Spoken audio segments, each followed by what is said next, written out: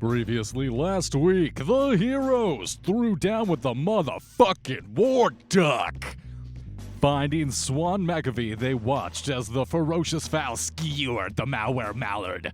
Rendezvousing with the Dark Hunters, they were guided through the demented terrain of the Underdark to the city of spiders. Under the faded glow of Narbondel, an enormous spotted radiating spire at the center of the city of spiders.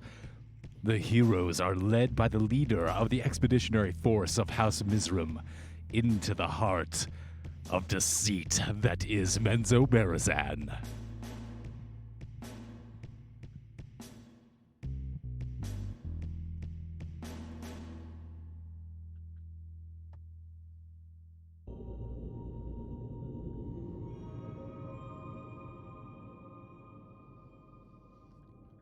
You all are left to your own devices. Patiently, Zora kind of occasionally casts you guys the backward glance.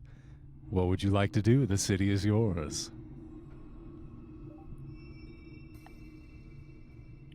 Well, I believe offloading some things we are not in need of, and perhaps purchasing some items might be wise. Prepare ourselves for the upcoming fight. Shopping episode? Shopping episode. Yeah. Let's fucking go! All right. We could use all the gold that came out of Ingra's mouth. Indeed. The things I do for this party. The things I do for love. Things I do for love. Well, yeah, luckily. You guys are looking around, and you guys come into the city, and you are catching all the sideways glances coming through the gates. You essentially see like a bunch of different parties, singles, doubles, nothing too large. You don't see any large gatherings. Everyone's in ones and twos. And as you come through the gates, you are thinking that you're about to get interrogated, you're about to be questioned when these two guards start walking up to you, and then they catch like a furious glance from Zora, and they step the fuck back as you follow in her wake into the city.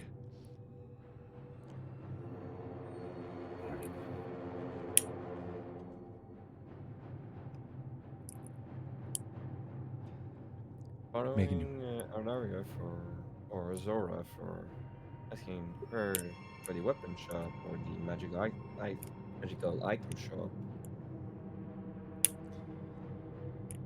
Well, I suppose your best shot would be going to Gilmore's. I could take you this way. We should be pleased to see that shop of this city. Seems really mysterious. Indeed. I would also like to partake in magical antiquities. Perhaps some could be useful to me. I'll do some window shopping too. Wonderful. Yeah, you guys start. Oh. I was about to say that, well, we shall begin our journey to that shop, but it's okay. Turn around on her heels, Zora starts guiding you deeper within the city, and you guys come out to the... This is a very large city. You'd say this is around 200,000-300,000 people. This is by far the largest city that you've been to in the Underdark so far. And it takes you a good 10-15 minutes to walk from the outpost that you crossed, and making your way within the walls of the city to what you kind of deem as like one of the outer sections, like one of these things that, a part of the city that kind of abuts up against one of the sides of the wall. And you pass through these different, it's like these bioluminescently lit sections, and it becomes dimmer and dimmer as you make your way away from this central spire that lights up the majority of the city. And as you guys, you can't help but notice it. It's this huge spire that sits in the middle of the city, and it illuminates pretty much the entire town. And while it's not bright, it's definitely not daylight. It's still quite dim. It gives everything a orange red, alternating to like a violet hue as you make your way out away from it into this darker and more dimly lit sections. And then you start making your way into like this stretching bazaar, this huge series of like tents and tarps and these different street market stalls, these wagons. And you start passing within them. You're hit by like all these wonderfully delicious smells. You smell like some baked like fresh goods, and then you see like, oh, there looks to be like someone's doing trade with a couple of Porcini's pastries. You see like some of his goods making their way around the market, and you continue still further out to the outskirts, and you see just on the edge of this place is it seems to be like these openings, these tunnel networks that go deeper still into the darkness and away from this part of the city. And you hear something, you hear like a street vendor starting to hawk in your direction. Yeehaw! You looking a little crabby, don't I say? Well, don't fret. I got the thing that you need to put inside your body. You gotta get yourself some Krabby coffee. Krabby coffee is the only thing that's guaranteed to make you feel the burn. It's the only coffee that forces you into your final form. You feeling crabby? Have a coffee. Have a bunch of Krabby coffee for your weak knees, bitch. Yeah, You see a crab with a cowboy hat, and he like scuttles up to you sideways and starts passing you guys out coffee. He's like thrusting this coffee into your hands, and he's shaking. He's vibrating, pretty much. I like the cut of your jib. Right back at you, partner. Have yourself a shot of espresso on top of that. And he just drops like a shot glass into your coffee, and he hands it to you. Abbott pours it all over his face. Yo-hoo! You know what, man? I like the way the cut of your jib, son. You like that? Good style. How many have you had, sir? I don't ever stop. I can't lose count. Woo-hoo! Superb. Okay. Can I just buy the beans to make it myself? Yeah, of course. Yeah, you go. It's about a bag of beans right there for you. Here you go. That'll be one gold, please.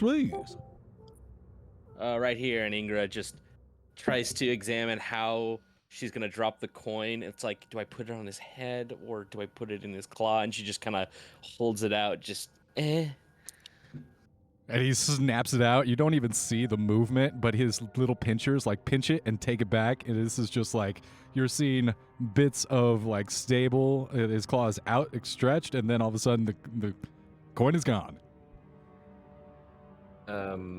Darius will approach him and says, I would like to taste your coffee, but do you have some milk? Yeah, man, I don't really go for adulterating the coffee. I like it straight, but I understand some people need a little bit of. Oh, yeah, I suppose so. And he comes back with like a tray that's chattering with a little bit of a like a silver pot with milk in it. okay. He takes it. And he's gonna lick it like a little cat. Ironic. What does it taste?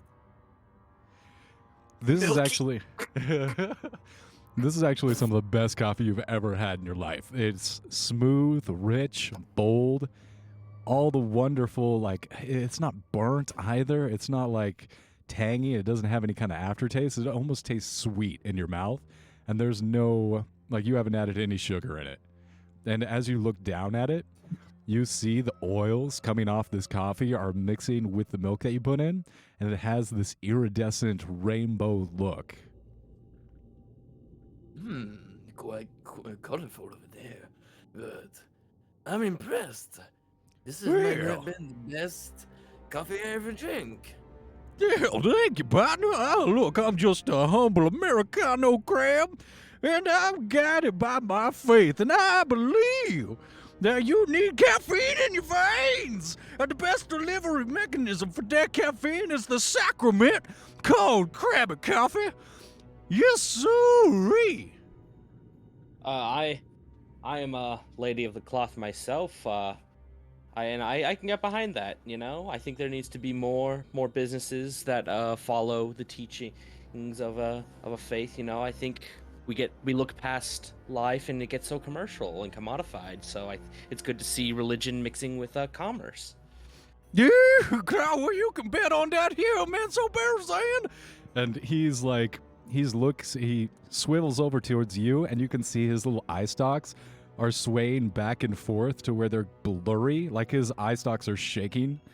I see you express so in an opinion there, and I agree. I'm thinking that, I'm just on board with you, and don't you know that you're not drinking coffee and right now? Here's another cup of coffee. Yeah, Claw! Ye claw. I love this, man. I love it so much. If you are all done sampling the goods, I think we should make our way to Gilmore's. I think it'll be closing soon, if you wouldn't mind. I'll just take like another coffee for to bring up.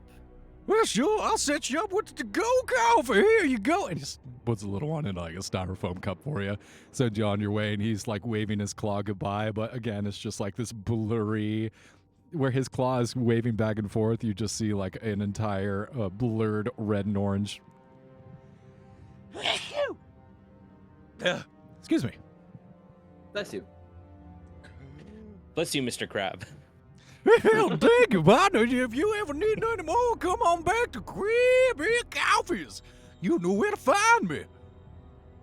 Goodbye, stereotypically southern crab. Perhaps we'll meet again. You guys come on into.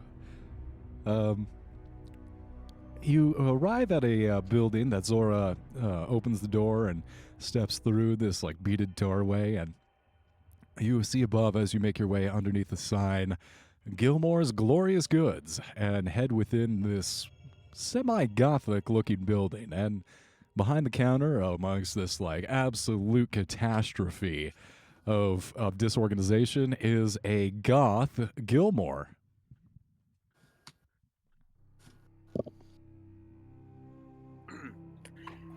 Abbott approaches, and he basks in the gothy glory, of course. Greetings, Gilmore. I seek to purchase some of your deluxe goods, hopefully to increase my combat potential in future fights. Is there anything that you could give a sorcerer that could possibly help them? I suppose so. Everyone comes to me when they need something, but what has anyone ever done for Gilmore? Hell, I guess it doesn't matter. Yes, I have something, supposing. Here, let me check. Please come in. He puts down his comic book.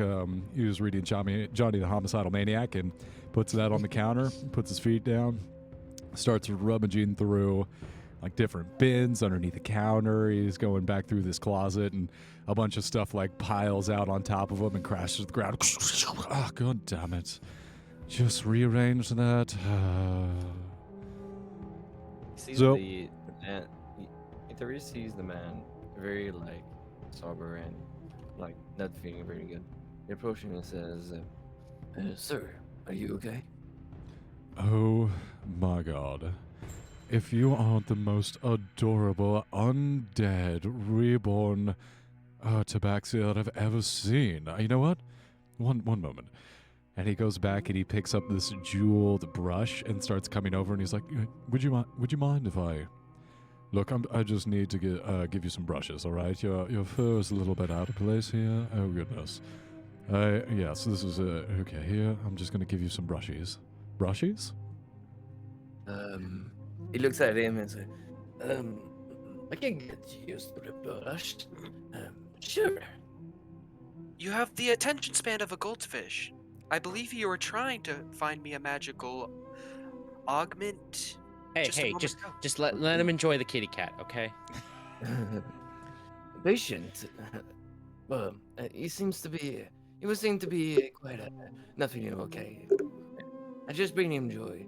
I think it's more understandable that we are patient with him. don't you think? I Oh think my we should God. respect his wishes as he's welcomed us into his store, Abbott. Oh my God. This is That important. does Here, compute. let me get the lint roller. There's hair getting everywhere, but I can't help myself. Please, one moment. And he's going back and forth, and he's continuing to like serve your needs. He is putting together an entire array of some extremely valuable and rare magic items down on the table. But you can tell, like, both eyes are on Aetherius, where he's just like, all eyes on me, going back and forth, brush, brush, brush, lint, just going back with the lint roller and picking up all the hair he's gathering. Also, if he comes back, Itharius will offer the coffee that he brought with him, and he offers to him. Oh my God, it's been a while since I've been allowing myself to have some crappy coffee. This shit is like crack cocaine. Well, I was putting myself for the ride, but I think you deserve it more than I do.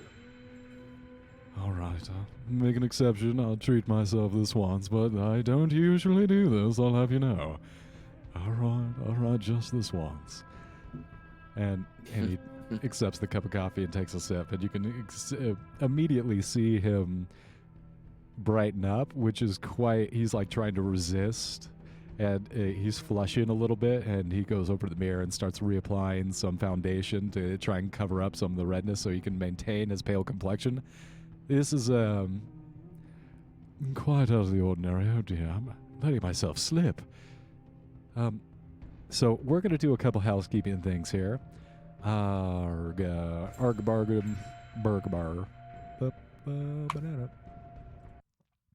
You all are level 18. Congratulations. Woo! Damn, what? we didn't even do anything. That's awesome. Yeah. Go Okay. us. Shit. Damn. Okay. I guess Damn. Petty's just gives like 1 billion XP points. Jesus. Goddamn. Yeah, never mind. Do not Okay. underestimate the power of Scritchies. Yeah, damn. Don't explain the power of coffee. Never mind, guys. Big Wow, crappy okay. coffee. Okay. Wow. Okay. Also, I'm going to go ahead and allow you guys about a week between the next session and this one to figure out what items you would like to purchase here from Gilmore's. If you think, like, I need this cloak, or maybe this sword would be nice, go ahead and let me know. We'll go ahead and handle that. Great. Especially since I can't really, like, look everything up right now and balance it, because we're, like, all the way at the end of the higher end spectrum of high-level play here. So, yeah, just, like, let me know. Go ahead and pick, like, 2 or 3 magical items that you'd like to purchase. It's going to be here at Gilmore's, and I'll give you the thumbs up or the thumbs down, and we'll have them ready to go at the next session. Got Cool. it. Okay.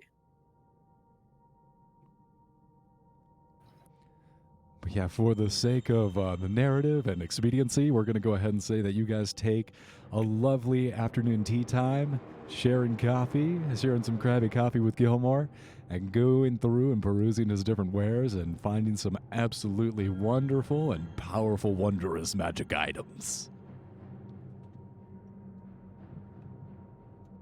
Dope.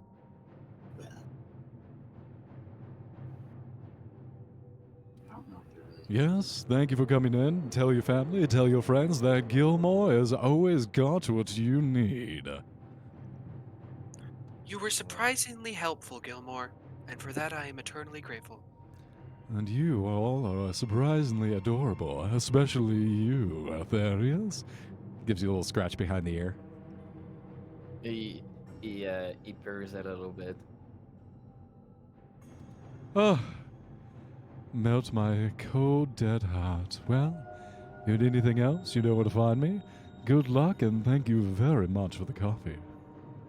Well, the pleasure is all ours, Mr. Gilmore.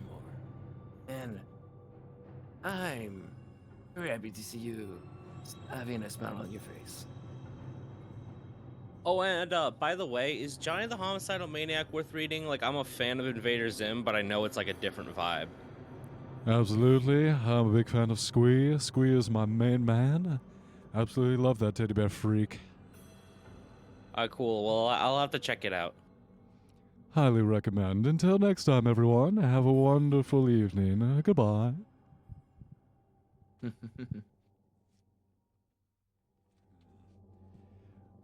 You all emerge from Gilmore's and find Zora, who had excused herself and was waiting patiently outside.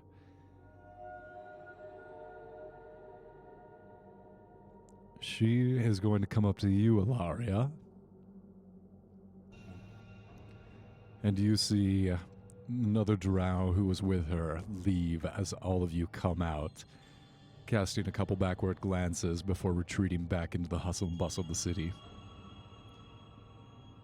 Ilaria, I was just told that the matron Misery Misram is waiting for us and has some time to see us and hear your request.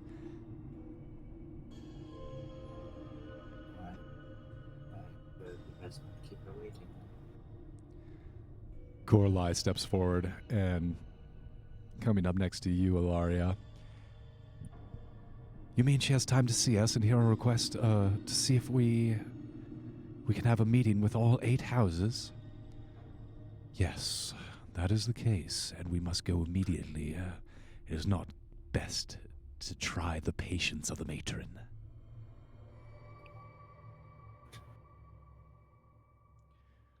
Gorlai's going to turn to you and, reaching out for your hand, kind of looking for reassurance. Kind of awkwardly accept, yep. Absolutely. She takes your hand and gives you a little squeeze, and you guys start following behind Zora.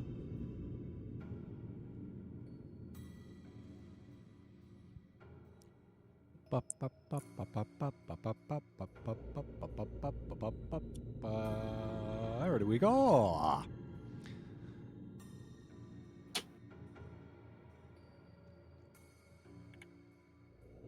Remind me of the magic item that we can. What is the maximum ranking that we can have? We'll figure it out. I don't know. I need to balance that later. Don't put me on the spot like this. How dare you, sir? Okay, I will not. My mistake. Get a slap on me. Don't. Azora turns. She's guiding you back through the city. Speaking back to you, Ilaria, but mostly for Coralai's benefit, as this does seem to be her main interest. Matron Mizzy will see us. We must hurry to ensure that we meet our allotted time. She's been informed of your mission, Surface Dweller, and has pulled strings to see if she will be able to arrange a conference of the great houses to hear your words. She would like to meet you and test your worth before initiating formal requests. But rest assured, back channels have been utilized. The waters have been tested. The tall drow woman turns and begins walking while she's casting backward glances to make sure that you're following her, and you also see her looking over you, looking around you. She expects you to follow in her wake, but she's not constantly checking behind her just to make sure that you're following her and that you're following where she's leading. She also seems to be checking for other things.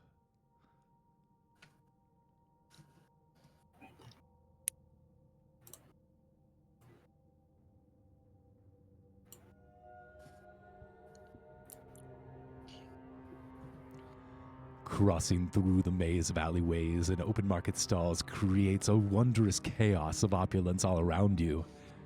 There is no shortage of fine silks, impressive patterns you've never seen before in the textiles and the tapestries. They challenge your notions of craftsmanship with the amazing qualities that you're seeing. Tools, jewelry, and the fine storefronts line your path, bathed in deep violets, azures of blue rimmed with twinkling pinks that blend with the air of the ever-present haze, the fey res that pulse with the violet emitted from the central spire of Menzoberranzan. It gives the entire world that you draw through, the drow that you encounter, an ever-present and changing halos. The smells of hot cinnamon, baked goods mingle with savory cooked meats that rotate like giant cobalt kebabs, turning slowly as you drow. As the drow swarm stands pass along your path. And still you follow Zora, trying to keep pace with her. She is a very tall drow, and her quick pace makes you all almost have to semi-jog behind her.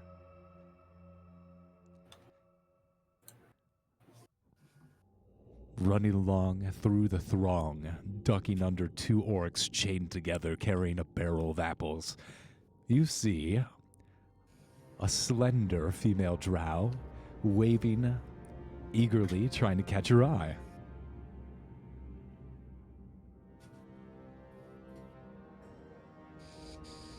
Hey! Hey! Listen! Oh boy. That sounds like an awful lot like a annoying fairy I know.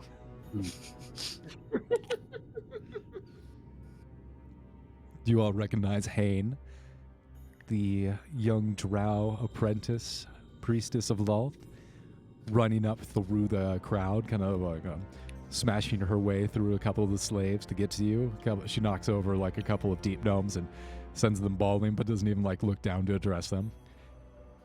Hey, what's up? Hey, I found you! And she comes in kind of close to only looking around like furtively, so only all of you can hear her. I found where Grump's being held. He's in the Tower of Venom. Belongs to House Benry, and I was able to convince my friend to allow us in. She's only going to be working for the next few hours, though, so if you want to talk to him and retrieve his notes, we have to go now. Zora like steps in front of her, between her and you all. Not now, Hain. We are on our way to the matron. It is Lord's will that they are met with our house. The notes are unimportant and they can wait. We have to make sure that our house is the first to address these outsiders. No, Mother! Hain like stands up straight. They have asked me to help them to get to Bainry's notes, and this is their best shot. The Archmage has been confined to the tower with his research materials, and would know best where they might be located. We may not be able to get another window into the tower for weeks. God damn it, Hain. This is not I believe prudent. there's a way to solve both our problems. Octavio, I have a job for you. Octavio's here and ready to shove. What can I do for you, Loria? I would like you to go with this young drow here and retrieve the notes of Grumpfenry. Oh, hell no. You know, the thing is, I am a very powerful and capable demon slayer, as you all know. But I think going on by my lonesome with this fine young lady is wonderful, and she appears to be I believe me, I've had my way with fun young lady drows such as yourself, Hain, but it might be improprietous for me and her to be seen all by a lonesome. People might get the wrong You can ideas. take the clavas. I could go with you. Wonderful, Take the wonderful. clava away. All right. Wonderful, let's get on there. So, you ready, honey? You go on there with Octavio, and we'll head on there at the...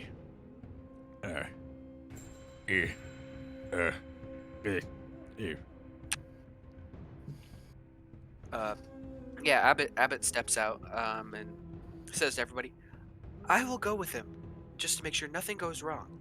I'm sure we'll need those notes. We do.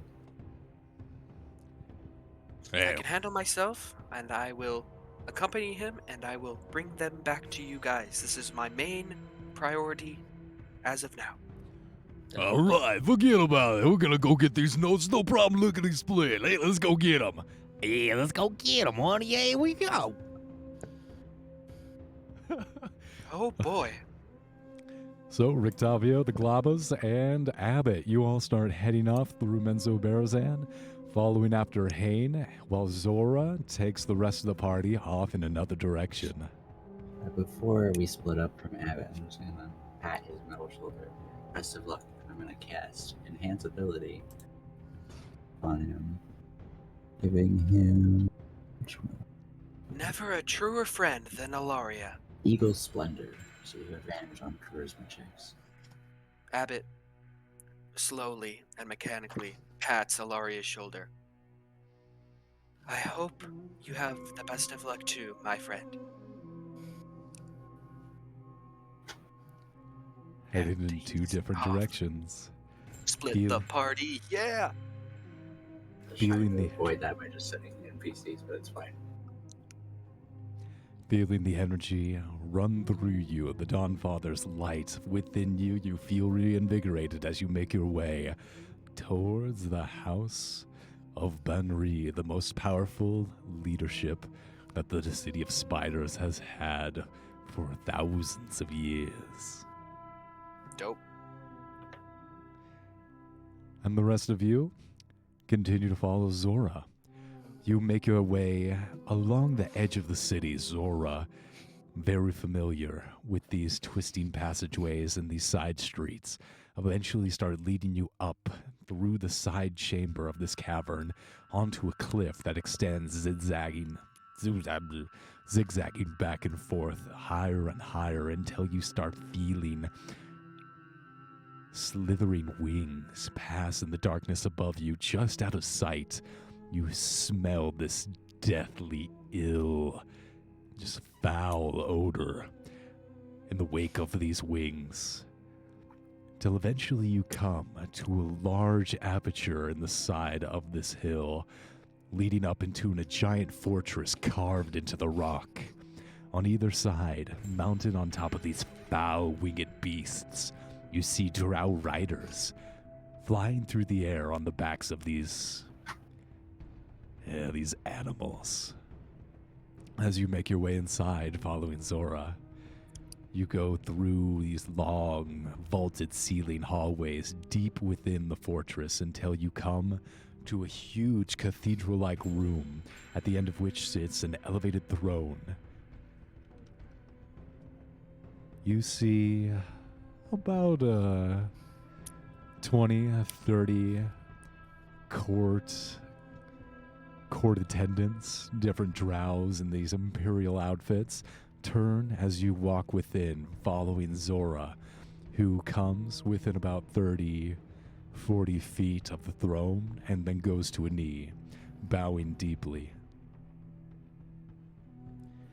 Matron Misery, I bring you the disgust travelers from the surface.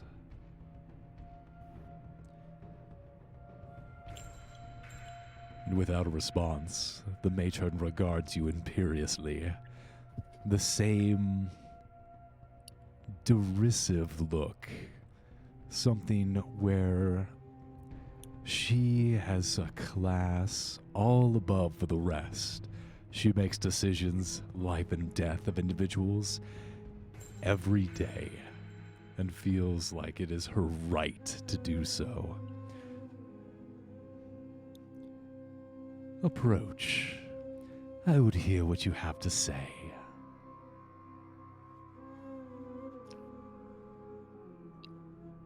I'll step forward to court.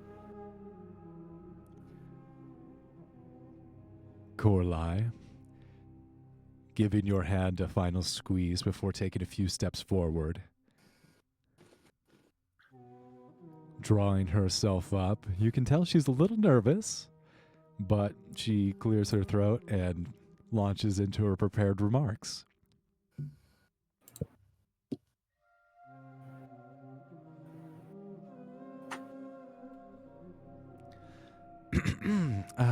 I really need to find what I wrote. Oh shit, I'm sorry.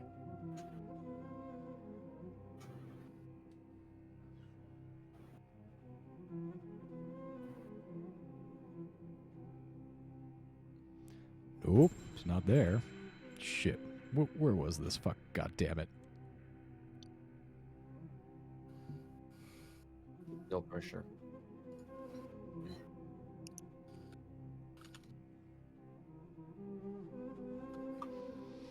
Damn.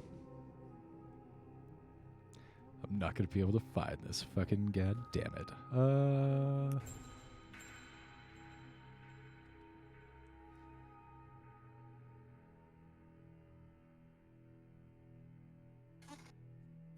gonna have to spitball it. Fuck. Yeah.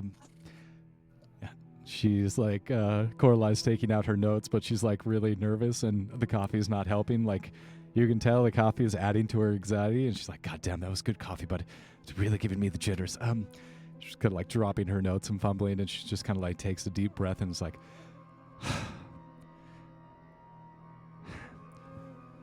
Matron Misery, I come on behalf of the surface dwellers above. Specifically, I come from the city of Neverwinter, and I come bearing a message. I am an emissary.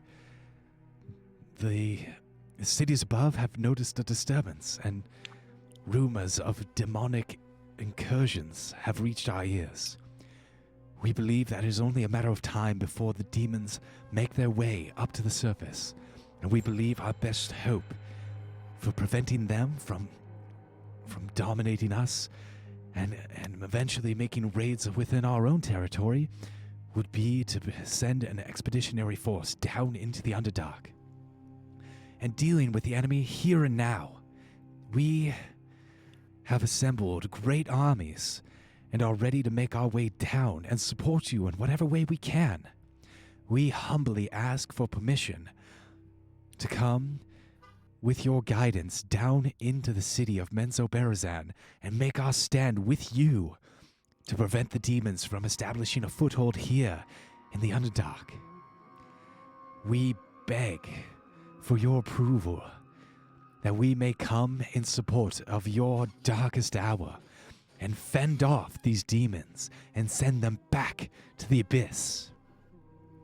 We plead for an alliance with you here and now, that we may come to your aid in this moment and send these demons back where they came from.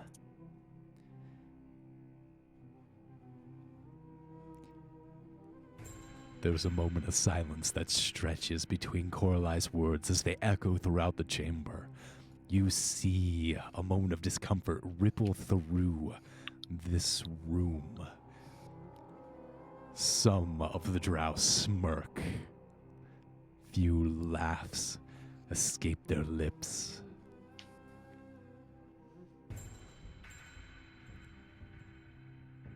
The matron rises, standing up to her full height above the throne, towering over the rest of the drow assembled. You can see this backlit as lava drips through these different rivulets around the throne room, sending up these pulsing red-violet light throughout this throne room here.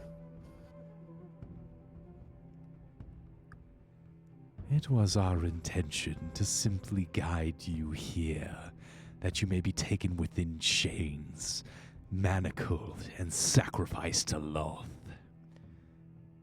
That was Zora's intention, to simply guide you to your doom here. And now you bring me tidings of armies invading our sacred city. She casts... I'm sorry? It wouldn't be an invasion if you welcomed them, but it seems that you weren't intent on being welcoming in the first place.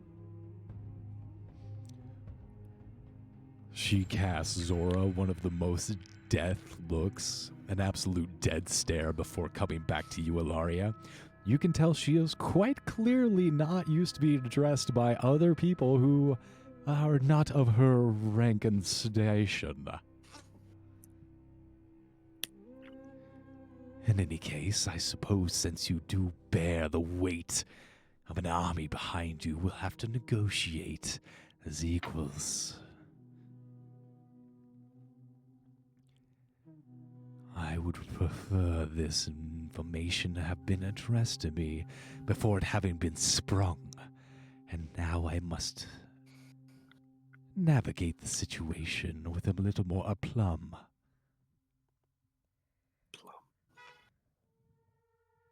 What's Plum's got to do with this?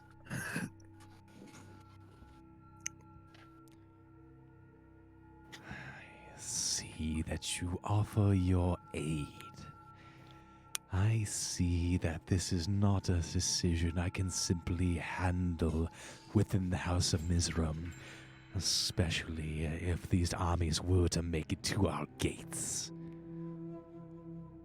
Even worse, suppose that these armies were to arrive right when the Demogorgon were to arrive, back for another foray in our city, destroying yet another portion of our fair metropolis. This will need to be brought to the council. I give you my house's protection. I give you my security. Do not waste it. You will be targets. I can offer you some protection, but know that every other house will be trying to assassinate you, regardless of what news of these armies that you bring. And how are we supposed to believe you when you just said you were going to kill us yourself?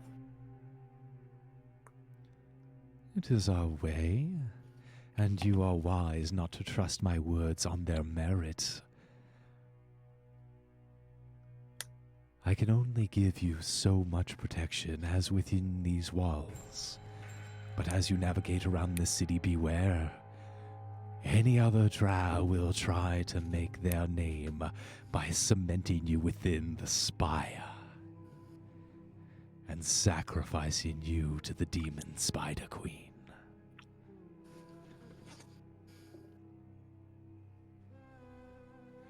She snaps her fingers. And an attendant, a male, shirtless, and he's got a collar, brings each of you an emblem with House Mizram emblazoned upon it. If you wear these, you will be given some amount of protection from the standard guards. But know that any kind of surreptitious attack from the other houses will be deniable, plausibly. I advise you to walk with caution within the city of spiders.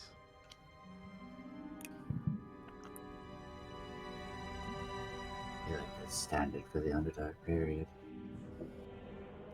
Indeed. Now go. Go and step with great care and great tact. I will hold up my end of the bargain. Know, Coraline, that your words have been heard, and they will be brought to the council. We will require you to make your plea in person, that the other houses may judge your merit. And if you are very, very lucky, we will allow these expeditionary armies to come within our walls, and we will stand with you against the demon forces.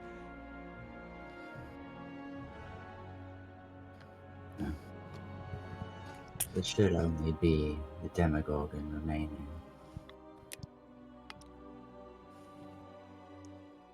She raises an eyebrow at that. Our group has Nobody believes us. eliminated the other. Both her eyebrows go all the way up her forehead at that. She's like, what?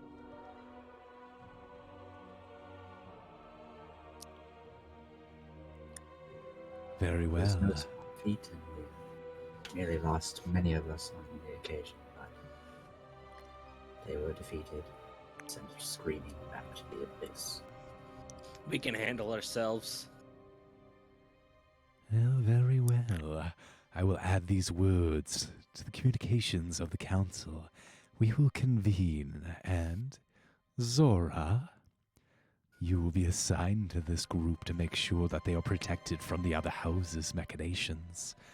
And when the time comes, You will escort them to the meeting of the council.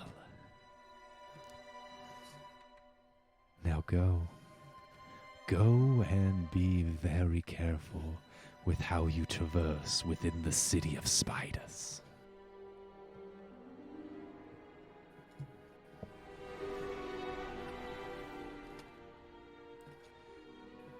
As you all are given your leave, you turn and you see the stairs of not only the courtiers that sit between you and the matron mother, but lining all the different rungs that go up into this high vaulted ceiling. The elite warriors, the priestesses of Lolth, as well as flying back and forth on the back of these foul wings. Mounted riders that sit just on the edge of perception, huddled within the darkness, using it as cover. As you walk out of this room, you feel them darting back and forth, remaining within the shadows, but you are tailed. And as you emerge from this cliffside fortress, you feel them circling, almost like a cyclone around you. You can bet that for the next good while, at least while you're in Mizram territory, you will be heavily monitored from within the shadows by these mounted riders.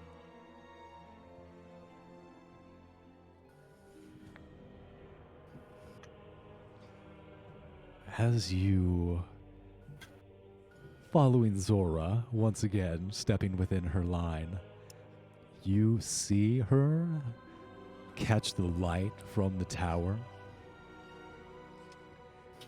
Getting into the latter portion of the day, the light emitted from Norbondel, it's fading, but it still illuminates a good portion of this cavern. And from your perch, high up on this cliff, you can see the sheer expanse of the city. And the reflection from Zora, you can tell she was sweating bullets. She was extremely worried as to the outcome, not only for herself, but you as well, as she continues to guide you all back down within the city.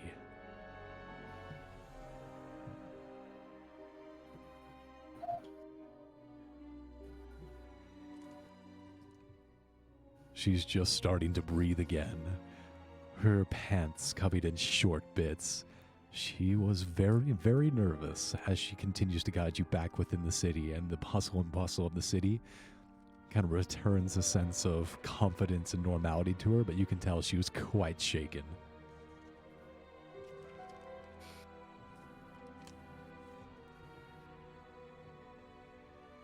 I think it's best we find somewhere to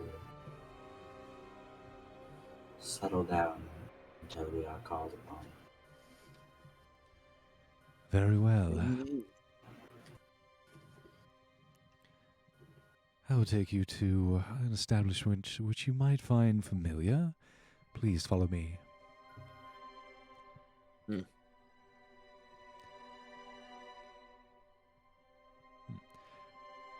And as she guides you through the city, this is quite a...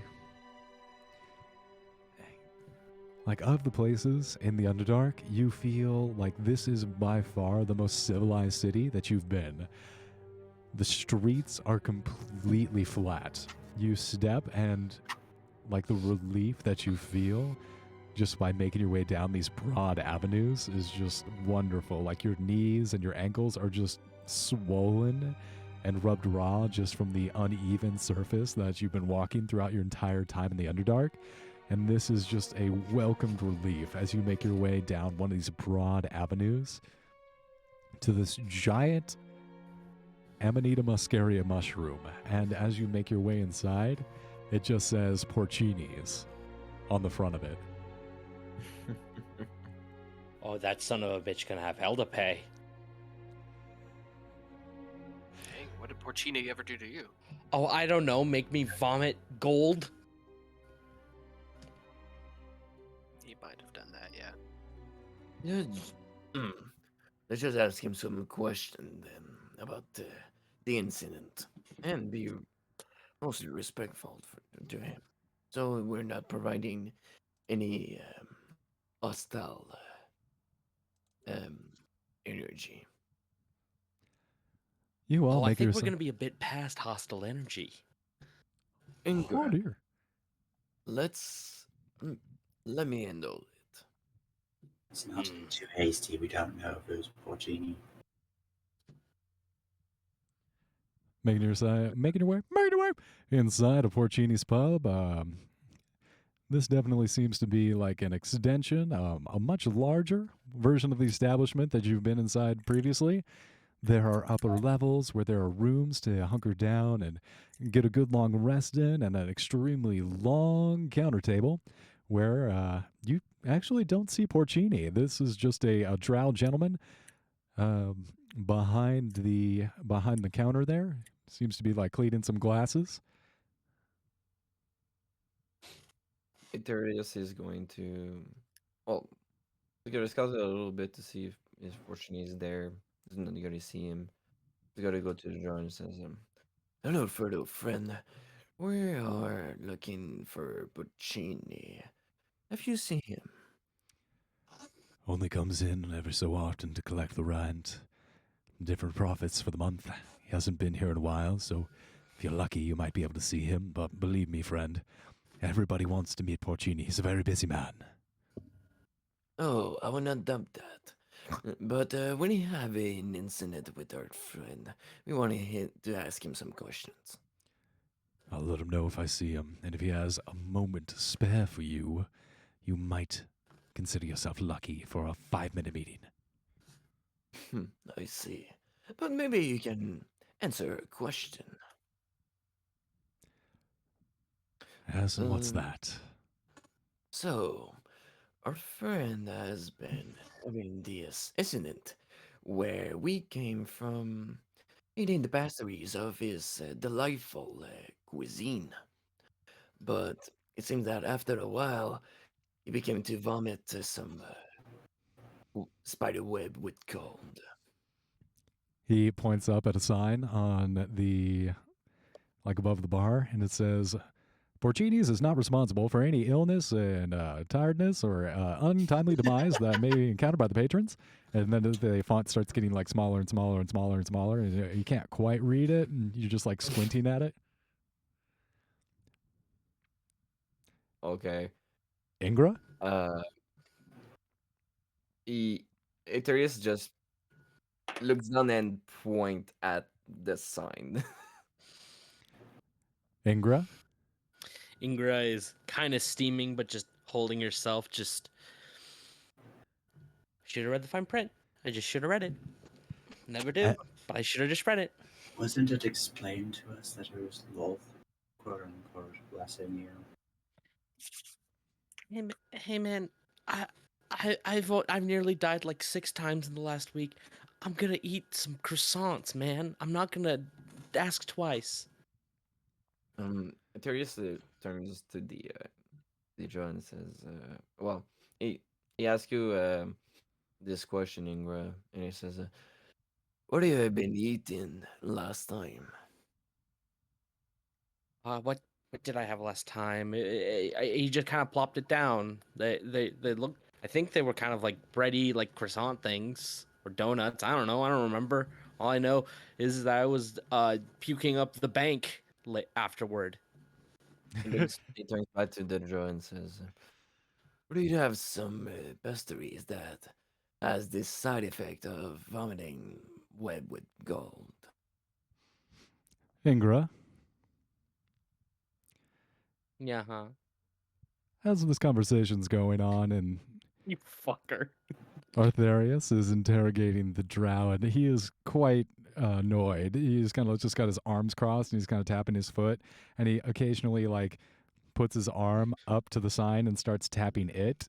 And you hear just like this whine as you like your eyes are drawn to the sign and you start reading the fine print, and it just gets smaller and smaller, and it starts to bend and then spiral. Okay, I'm gonna try a thing. I'm worried.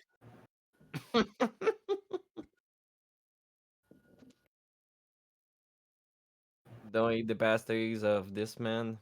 That is the only That's the only thing that we don't have to do.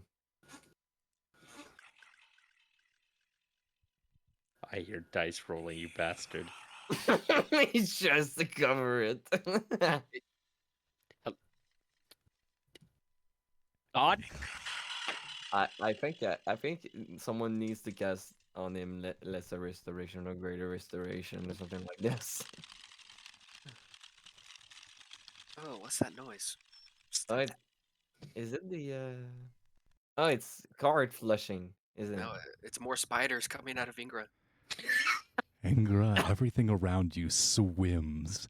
You feel your skin crawling as thousands of tiny little spider legs start crawling up you, and then they crawl up your body. And as you open your mouth to try and scream, they flood down inside of your throat. Isn't it these city of Sparta for nothing?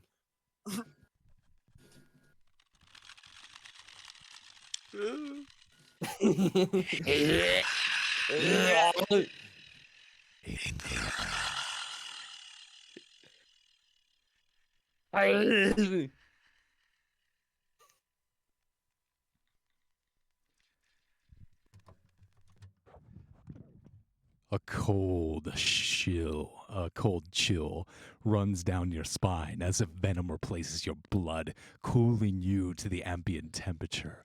You see each breath that you make exhales, creating a billow cloud of ice crystals.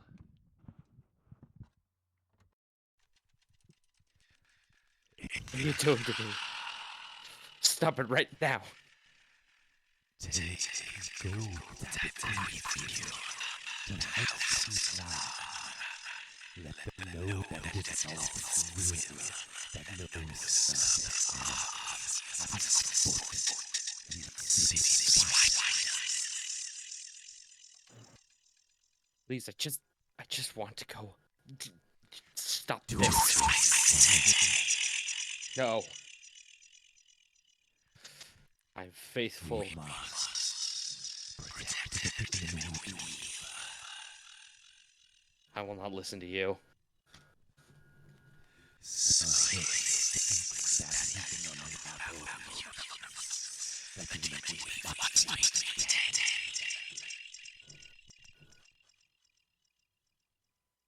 You think this is what it'll take for me to give up my faith?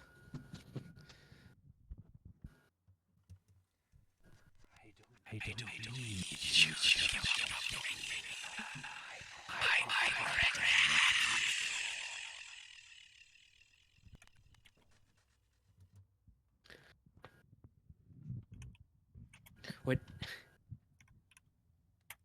What do you want with me?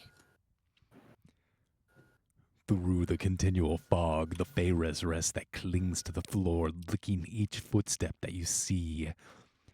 Another layer of movement lies below the fog. A carpet of crawling spiders follows you wherever you go. Beneath each footstep, it parts as you walk. And then the scene returns back to Porcini's. Artharius, you're continuing to argue with the drow.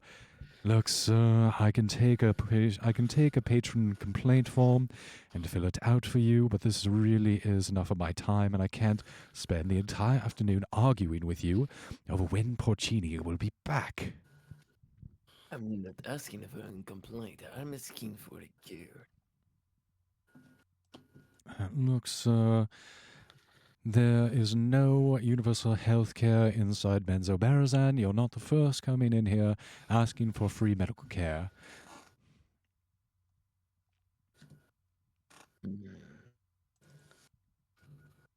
Can I intimidate him? Absolutely. Go ahead and roll intimidation. I think this is the first roll of the session here. Ooh, I rolled high. Oh, you roll high?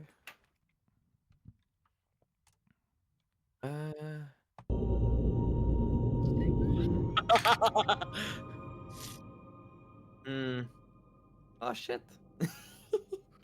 I wrote it at 13. 17. Yeah, you try and come in at him, and he's like, Sir, you think this is the first time someone's tried to intimidate me for a meeting with Porcini's? Please, his pastries are unbelievable. You see him growling like a tiger. Since he cannot do anything else, he walks away. As Aetherius walks back to a very spacey Ingra, we're going to cut to Abbott. Let's go. Abbott, you and Hane start making your way as very carefully as you can through the different streets of Menzoberranzan, taking the back channels, till you come to a huge tower. At the edge of the city, you see 3 separate structures that are just the epitome of opulence. One of them is one of these twisting towers that sits at impossible angles that you saw at your entrance into the City of Spiders. There are these different rotating sections that come in and out of being connected with the building and otherwise are free floating and only stay connected to the main structure at intervals. And at the very, very top of this spire, there is a tiny little room at the tower, and Hane, casting furtive glances around, points up to the top. There, Abbott. That's where we need to go. That's where they're holding Grumph. I believe, if we're lucky, he'll have the notes up there as well. But here, follow me. I think this is it. This passage here should lead us up over to the bakery. Okay, here we go. And she starts leading you towards it's kind of like the delivery section where a lot of the food is being carted into this huge school. And you see that this is for lack of a better term, this is kind of like the university where a lot of the different, a lot of the youth are being trained up for what their roles will be in society here in Menzoberranzan. You are specifically being led up to the Sorcere, which is where the male archmages of the Drow city are being trained up. Next to this is the sections of the academy where the priestesses of Lolth, as well as the elite warriors, are trained up as well. And all the different, a lot of the food that is being produced for the residents of these 3 academies are carted in through this area. And as you kind of swim in between these orcs and the bugbears that are doing a lot of the heavy labor, carrying and pushing these carts and barrels in between the tunnels and the systems that bring in all these foods from the surrounding food production, see the lake has a very well-worn passage. There's like an island where boats are being ferried in and out between this lake and this island and being led directly to this passageway that you are now crawling into. And as you're being guided down this tunnel, you come to a unassuming doorway where, giving it a quick secret knock,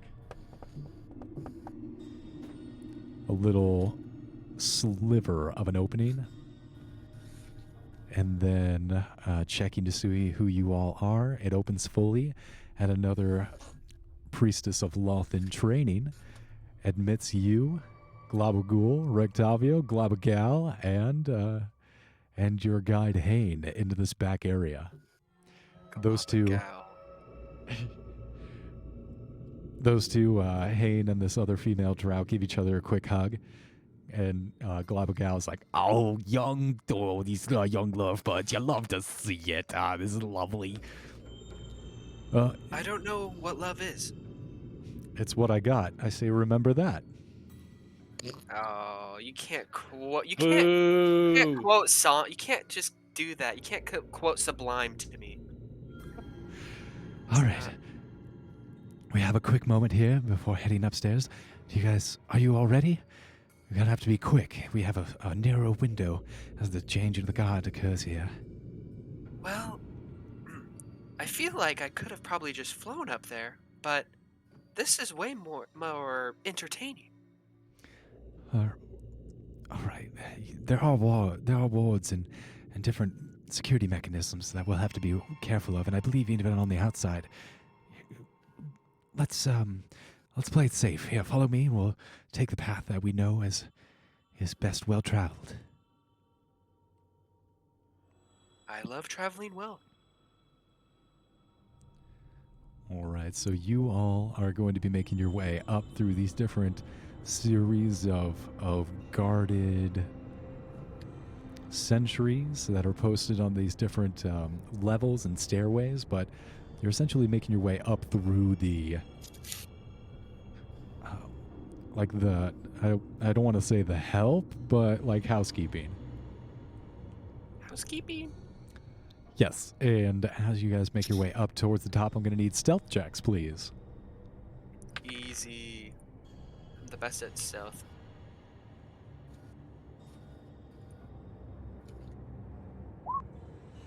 There we go. What'd you roll? 10. Ooh, that's pretty close. Yeah, so you guys like come to a chamber like out of a stairway, and you barge like right out into the open, and there's a elite drow warrior, but he's just turned the other way, and he doesn't see you as you all like slip into a side passage and continue on your way up. It's a little narrow, there's a few like heart stoppers, but you guys do make your way all the way to the very top of this tower. Pausing for a moment at this wondrously arcane door that you can tell is very, very much locked tight.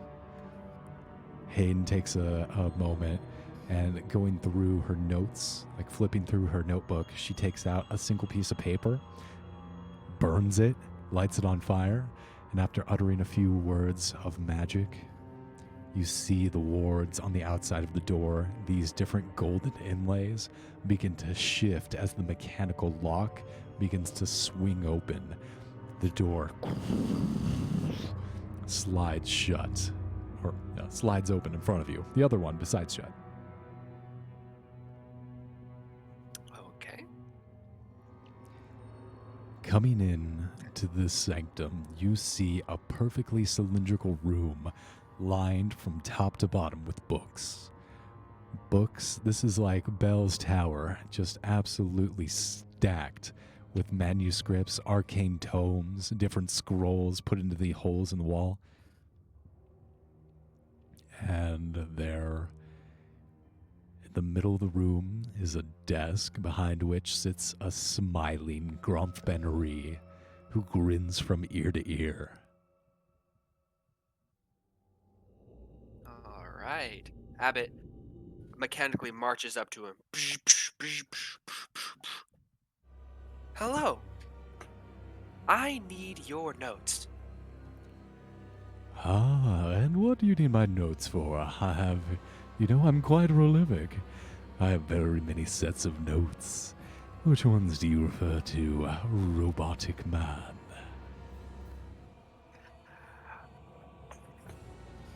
All of them. Every single note.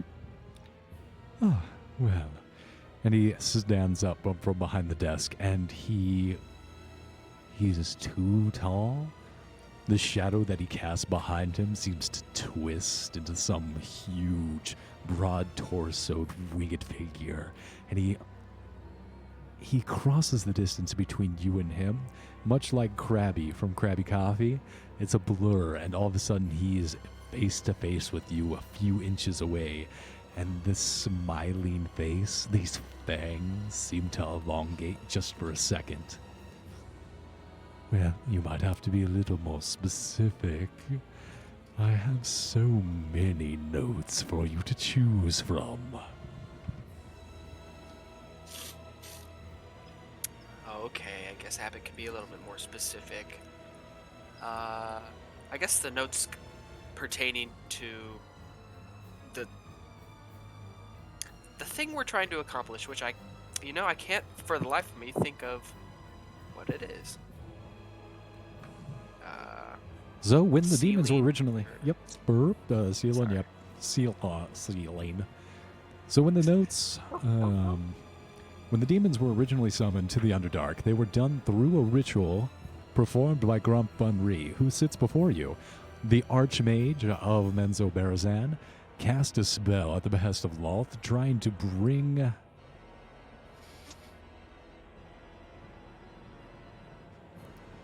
Well, actually, now that I think about it, I actually am not sure what the original purpose of what Grump was trying to do with the ritual, but what ended up happening is Loth lied to him, and his ritual ended up bringing the demons of the different layers of the abyss to the Underdark, so Loth could expand her territory out into their domains as well. Ah, okay. I need all your notes pertaining to your ritual that summoned all the demon lords to the Underdark.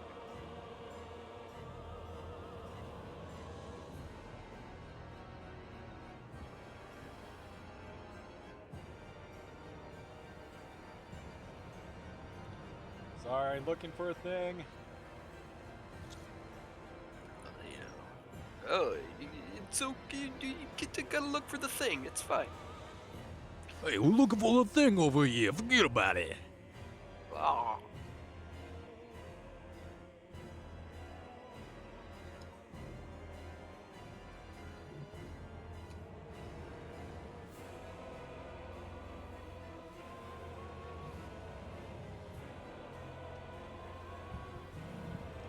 At this point, Rictavio is on edge. You can see that he is very much...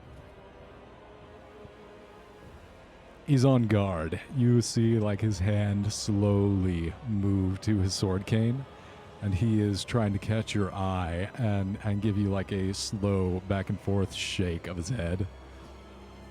This room is beginning to breathe. It's twisting ever so slightly as you look around it. The books, some of them are beginning to get faces on them as if they're skinned in human flesh.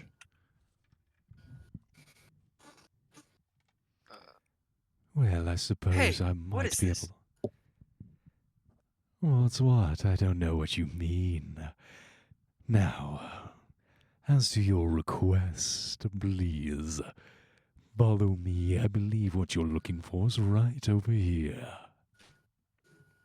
And he guides you to this long table set with different maps. This is clearly a cartographer station. You see, like, different tools for making circles, rulers, many different, like a sextant on it as well.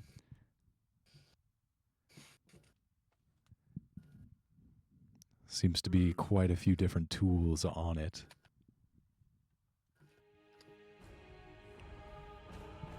Very interesting setup you have here. Yes, thank you. I try to appreciate myself of the very finest instruments. And this was one of my greatest achievements.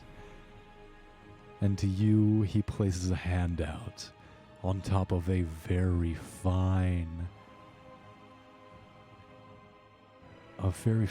wrapped book. It's bound in the deepest red that you can imagine, and you're not sure whether it seems to be leather, but you're not sure from what animal or creature it could have been taken from. The deep red is so dark, it's almost black, and it shines. And as he holds his hand to it, it wiggles beneath his fingers. This was one of my finest achievements. I was guided to it, you know. I was made to believe that this would be the key, not only to Menzo Barazan's future, but to my own advancement within the house and the city here. You can see... Well, you were definitely misguided in that. Indeed, I was. And you could see in the edges of his eyes a little twinkling, a glistening as tears begin to fall from the sides. Stop that. Stop crying. just become overwhelmed with emotions whenever I think about my fall. Now here I am, trapped within this tower, unable to move within the city without being a player as I was before. Yes, that is very sad indeed.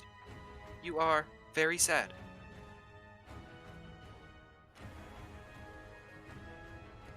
Indeed, Anyway, I am. may I have the book?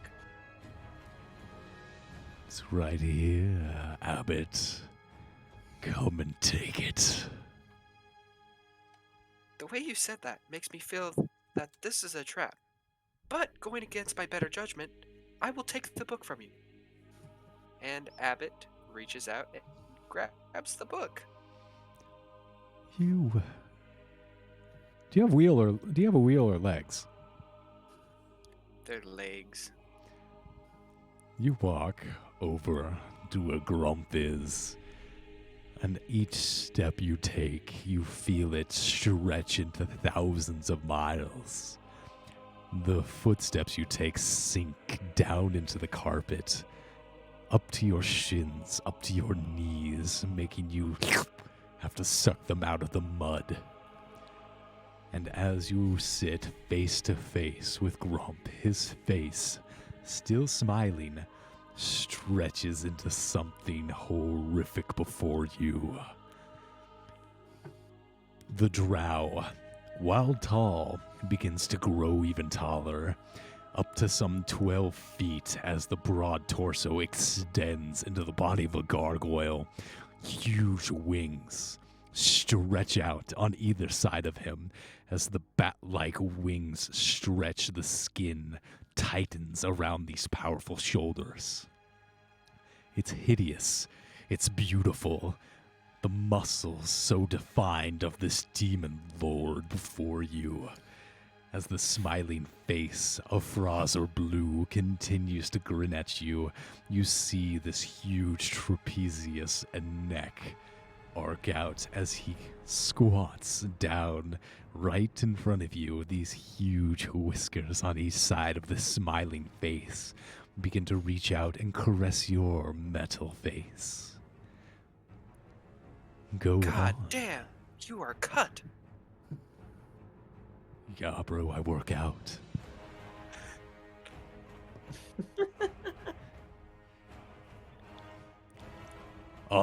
Abbott, I think we should go ahead and retreat for now and come back with reinforcements, right? Damn, dang, boss, this ain't no good. We gotta come back in. This is bad. Let's get out of here.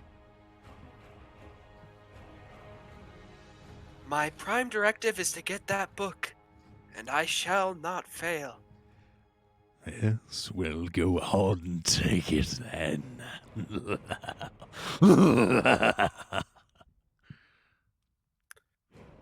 Okay, I try to take the book. He snaps your arm like a twig. Ah, fuck. Yeah, I should have saw that coming. I mean, it was right there. I mean, let's be honest. Ow! I need you to make an intelligence saving throw, please. Easy. Let's go.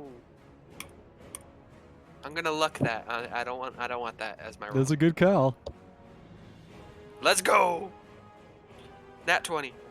Now 20? Okay, yeah. You feel the madness of Sorcere Blue seeping into your mind.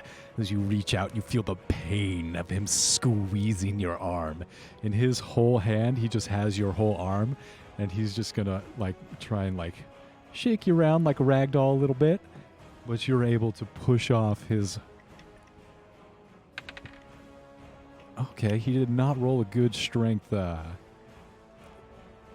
check. Go ahead and make a strength saving throw as he's just going to try and throw you across the room a little bit. Ah. 9. He rolled a 12. Yeah, so you go Damn. sliding across the... Yeah, he rolled a 3, but he's got a +9. You go sliding across the room and smash against the door that buckles inward. Ah, yes. Well, if you want these notes, you'll have to take them from me. I suggest You come prepared, and you see him shrink back into the form of a drow archmage. Grump Van Ree once again stands before you, but smiling, the same smile of the Demon Lord of Deception.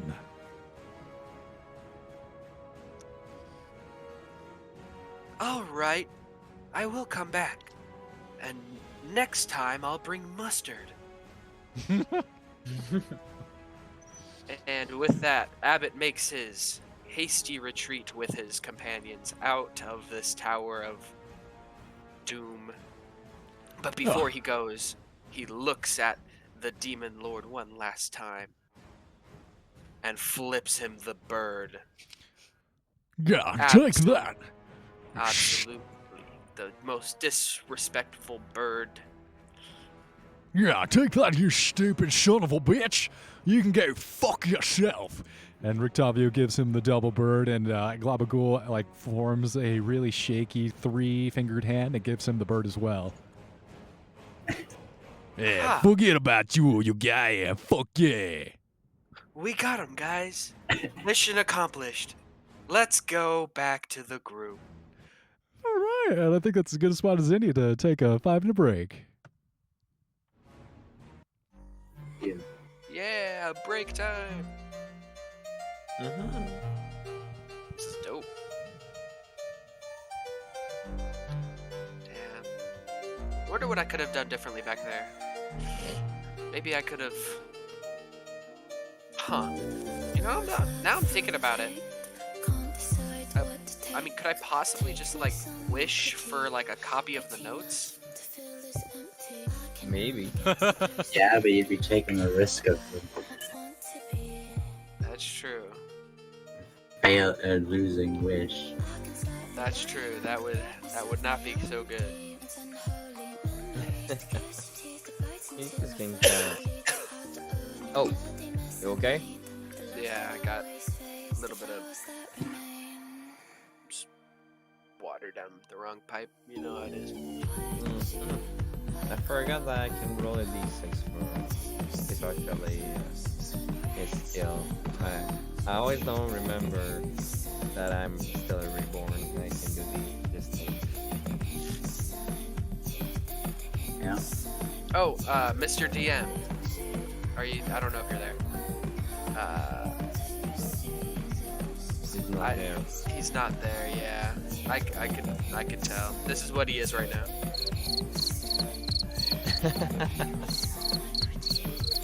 Yeah, that's him.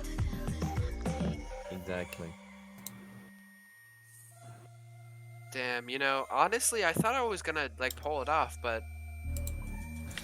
I mean, yeah, that guy's a little too powerful. But don't worry, as soon as I get you guys back, we'll kill him. I mean, probably. May I already have the magic weapon that I want to have. Well, the only reason why I didn't attack him was he probably had legendary resistances, so all my magic was probably just gonna bounce off of him. And also, you of the crew. We're more powerful when we are together. Indeed. Mm-hmm. Especially with that area.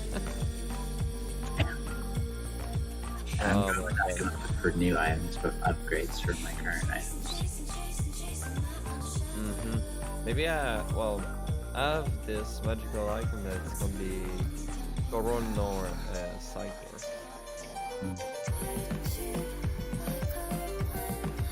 I don't know why, but you can summon a ancient blue dragon, especially made of ancient blue. Damn, just summon an ancient blue dragon, why don't you?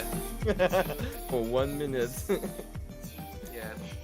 And as an action, I can cast a lightning bolt at 9th level spell to deal 14d6 lightning damage. Hey, Atheris, you probably don't want to drag that out.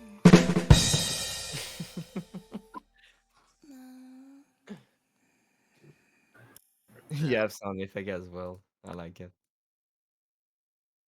Oh my god. Oh my god. Mr. Wookie, Mr. Guy. Meow. So I was wondering if I could get the robe of the Arch Magi. You know, I have 25,000 gold pieces thanks to Ooh. all the I know that pearls. robe. Yeah, I have like a fuck ton of pearls that I can trade for it.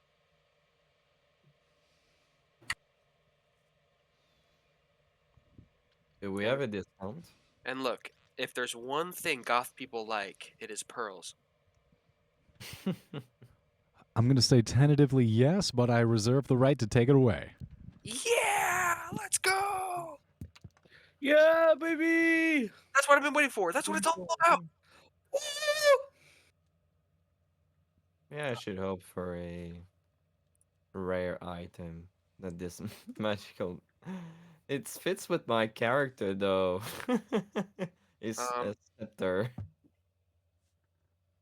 Oh yeah, man. Yeah. You know, I'm just saying that whole encounter was definitely a.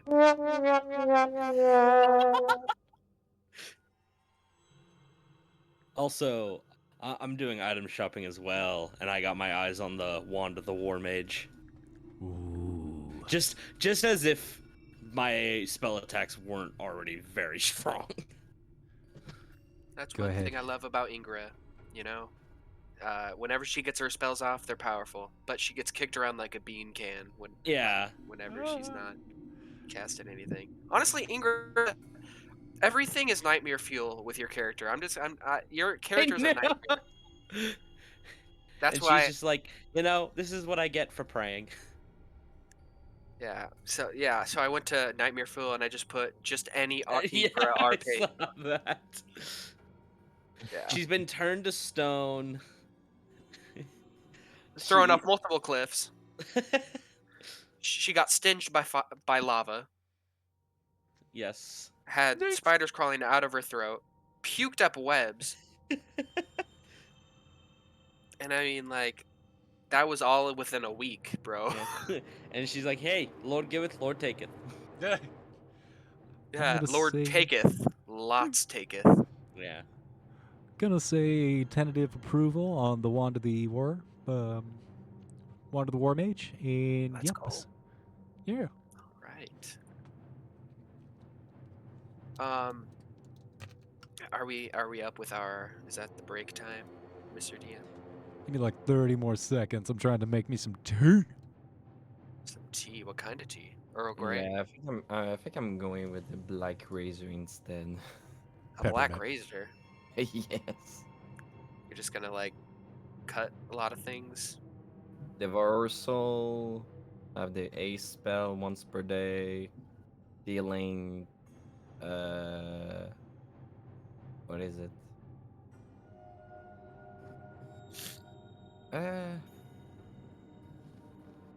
Oh. I think a magic spell in D&D could be good is existential dread beam. You know, you just hit somebody with existential dread and they just are useless for the rest of the fight because they know that they're just an insignificant speck in a whole vast universe. A wand of ennui. They're just like, oh god, I don't matter. I just don't. I wasted my whole life. Oh my And, god, I could be so much farther ahead than I am. In the Delta Green campaign, I had a mad scientist make a machine that would show the people. It was like a rip out of Hitchhiker's Guide to the Galaxy, where it show people their exact relation to the rest of the universe, and therefore like how important they were in comparison. And so like most people were insignificant, right? But much like Zaphod Beetlebrox, like one of the players was like created the universe, like he was created in a pocket dimension, so he was like the center of the universe and the most important thing in relation to the universe. I mean, That's awesome. The universe literally revolves around them. What a fucking ego boost. Mm-hmm. Could you imagine being told the whole universe depends on you? Bro, I would literally be like, all right, that's it. I guess everybody's kind of my servant now. Whoops. It's not going to be Yeah. good for my narcissism. Oh no. Oh god, my ego. I could barely take it. I'm already smoking hot. Now this?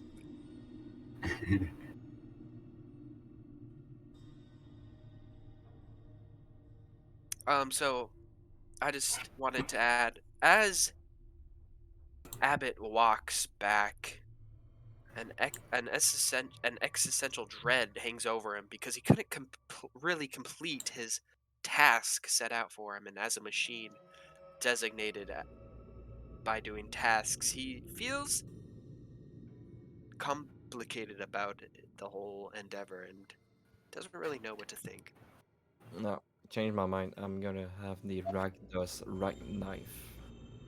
think Oh, it's a gonna be- knife. Yeah, a dagger. Oh, is it a dagger or a knife, Aetherius? I mean, come on. Mm, Two wives. I thought you meant two knives. You know, this is actually pretty great. yeah, for real. I can still have my rapier in the right hand and the the dagger on my other hands. I think I'm gonna go with that. The scepter. I thought it was a scyther, not a scepter. Misconception here. So the Rakdos. All right, well, let's Okay. continue on our way to the group, which now I'm realizing I don't really know where they are. Hain, communicating with her mother, guides you back over to Porcini's where you all rendezvous and doing what you do at Porcini's. Yeah, you guys go ahead and take a moment. If you'd like, you can take a short or long rest. There is a pair of eyes on you, and some of you can feel them staring you down, and maybe you're not sure who it is. Maybe if you look around, I don't know. As Abbott reconvenes with the group, he is kind of hanging back, quieter than usual, not making his fantastically witty remarks, as usual, I'd say.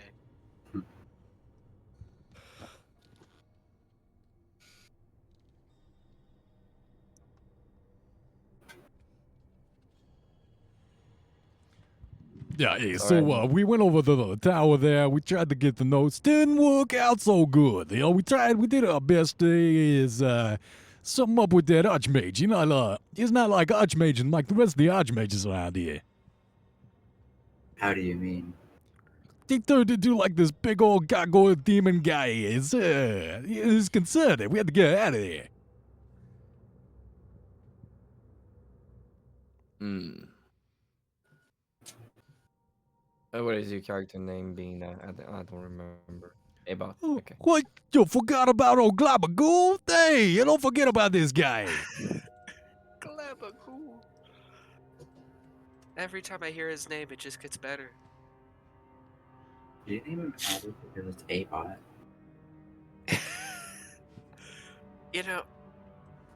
Wow, now that you mention it, Abbott does sound just like a bot. That's actually quite clever.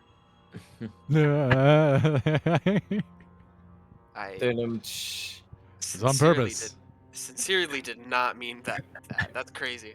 It works on 3 levels because he's a. Wait, is he a healer? He is a cleric, right? He's a divine soul sorcerer. Oh. Kind of a healer. Yeah, he A can. healer light. He can heal with the best of them, but mostly he just deals damage like a cleric.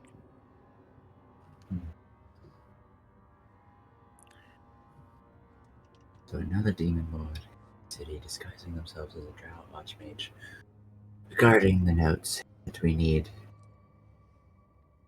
Lord. I Sounds almost, like a mission for us. I almost had him in my hand. Well, It's why don't we pay him another visit?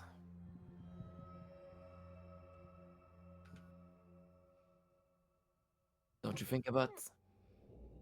I'm sorry, everybody, for failing you. For the I sake of convenience, I sincerely- say we should wait for I- give it time so items that might need to be enchanted or acquired can be done so.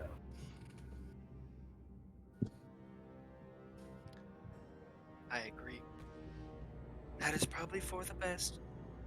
As much Yes. as I would like to deal with this demon expediently, being more prepared couldn't hurt. Yeah, let Gilmore come through on a couple of these magic items. Absolutely a good idea. And as you guys discuss your final strategy, heading back over and fuck up that Franzer Blue and getting them notes, like a big old meat slab at the bar is casting you guys like glances, and he's not being too subtle about it. He rolled quite low. Meat slab? He's a Just a chunky big- boy. Yeah, He's just beefy. big, buffy, buff guy. What kind of... What's his race? Yeah, I mean, what kind of meat are we talking about here? Are we talking medium rare? Is he He- dark meat or light meat? Hey? Oh, Laria. Oh boy. Go. Oh, hey, oh, Hey, oh! Baron, qu'est-ce qu'il fait? oh.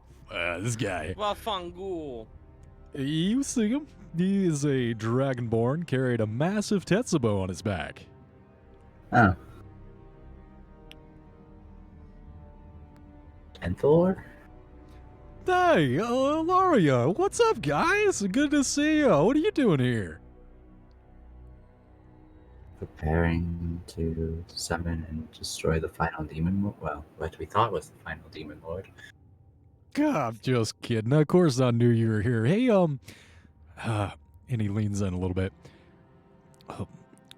Vizaran sent me. He's got something for you guys, and he wants me to take you out into the outskirts here so he can pass it off to you.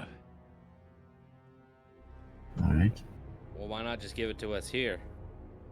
Because he doesn't like to come into the city. He was exiled. Look, he can make it into the dark domain, but he's not supposed to come back within the city. It could be a real problem for him. Couldn't he have just passed it to you to pass to us? Look, see. guys, that would be too simple. Yeah, he just rolled really low on his intelligence checks. He's clearly blowing his mind. Look, now that you say that, that would have been a great idea, especially since I'm already here. But, yeah, I mean, if you wouldn't mind, it seemed pretty important to him. Very well. Not like we're doing anything else but waiting.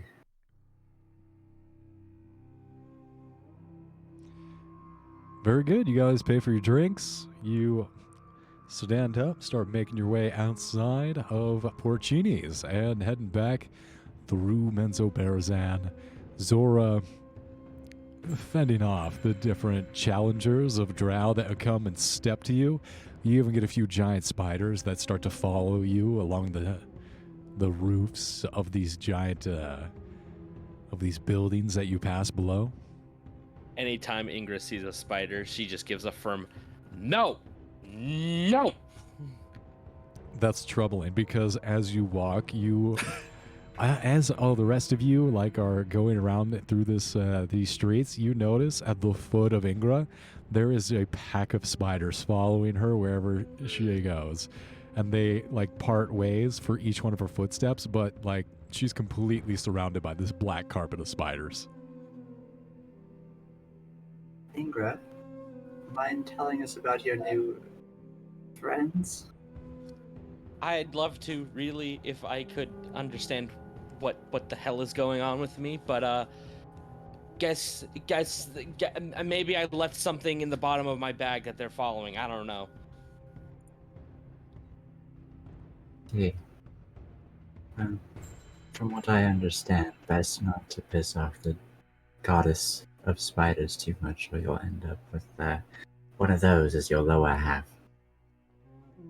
Oh, cool. As if my week couldn't get any better. No pressure. I'm sorry this is causing you so much distress, Ingra. I think we're a little well past the stress and more abject terror, but I'm just kind of trucking along, haha, little Ingra, little dwarf, just keep trucking along. No matter, temple gets burnt down, you get kind of swept up in a giant escapade to kill a bunch of demons. You just kind of go along with it, Ingra, if I could take these spiders away from you, I would. But we must stay strong, and I know you are the strongest out of all of us. Never a truer friend than Ingra Ashfire. Ilaria's gonna try to stab one of those spiders. Please, I As soon as you stab it, you actually make an attack roll. God. Okay. Just Of course. yeah, just as a technicality. Yeah, it's 27. You skewer one, and as you bring it up, tip of your sword, 3-4 drow all like turn their heads towards you and then point, and you see 3 like elite drow warriors start coming towards you. And immediately, like, Zora puts her hand to her face and starts like pulling her eyebrows, like that gives you the temple scrunch. And she like starts diving into a sprint, and she is beckoning all of you to follow her immediately, so this doesn't turn into a full-on row. Shit. Oops. Why'd you go and do that for? You said that were causing you distress, so I was going to see if I could take. Yes, but this is causing me more distress. Halt! You have defaced the likeness of Lolth. Shit. Start Fuck you! You will be sacrificed as examples. Stay put. Fuck you! They're my bestie. Fuck you. Okay, they're going to be on you. Okay, I'm going to need athletics rolls from everyone as you try and outrun these drow. They rolled a 12, so depending on group success above or below 12, we're going to see if they catch up with y'all. I'm just gonna grab Ingra and just take off running. That is a 18. Jesus Christ, Success. Alaria! That's a 17. Nope. Alaria, how are you getting Hell. 29? Oh my god! 11. 11. All right, so it's 3 success and a failure. You guys peel off and make your way into the dark My domain. actual- Oh, I see. You actually rolled a 20. Okay, I see. Oh, sorry. No problem. You easily outrun these drow. Peeling off into one of these side tunnels, you descend into this network of deep, dark intrigue.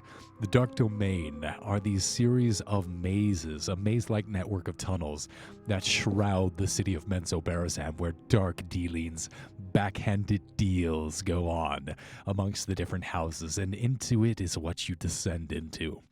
Passing through these different escaped slaves, homeless slaves that are cast off from their work or hiding out, you pass beneath these like carved out hovels within these holes.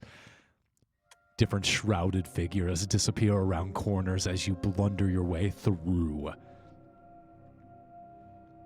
And out in front, Zora and Denthalor guide the way towards eventually past these different twists and turns that just delve back and arc back through these different passageways. You arrive eventually at this carved out chamber. On one side, you see about 5 bedraggled male drow sitting closely whispering to each other. And on the other, emerging out of the Feyre's Rest, the mists that cling to them as they walk towards you, the hooded form of Vizran Devere emerges, pulling back their hood. He grins at you all. Not a grin of satisfaction, but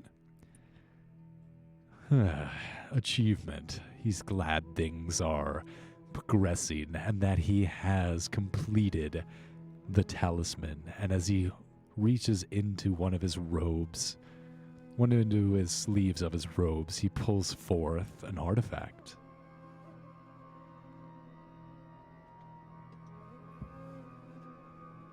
Therese tries to identify this artifact. The hooded figure. He approaches on gliding footsteps, covering the distance, the white hair spilling around his shrouded face. He beckons you surreptitiously. Arthurius, as you approach him, you start analyzing this artifact as he addresses you. It is done. And from within this deep mauve velvet pouch, he produces a black stone heart. And as he passes it into your hand, your paw, you feel the wet rock pulse, the beat of a heart through its corded veins and twisted tissue. Place the dark heart inside Grump's sorcery, from which the ritual was cast.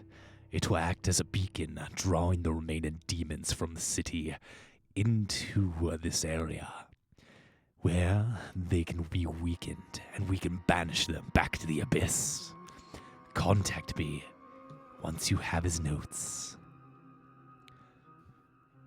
It may And prove without- slightly more complicated than we initially figured. Yeah, we might need some help with those notes. What is it this time? It would seem that Grumpf is either having been replaced or has always been under the facade of a drow when he's actually a demon lord. I wish I could say I was surprised. That fool's machinations were always bound to be his end. In any case, it does not alter our plan. Retrieve his notes, destroy anything that would get in our way, and place the heart within his sanctum.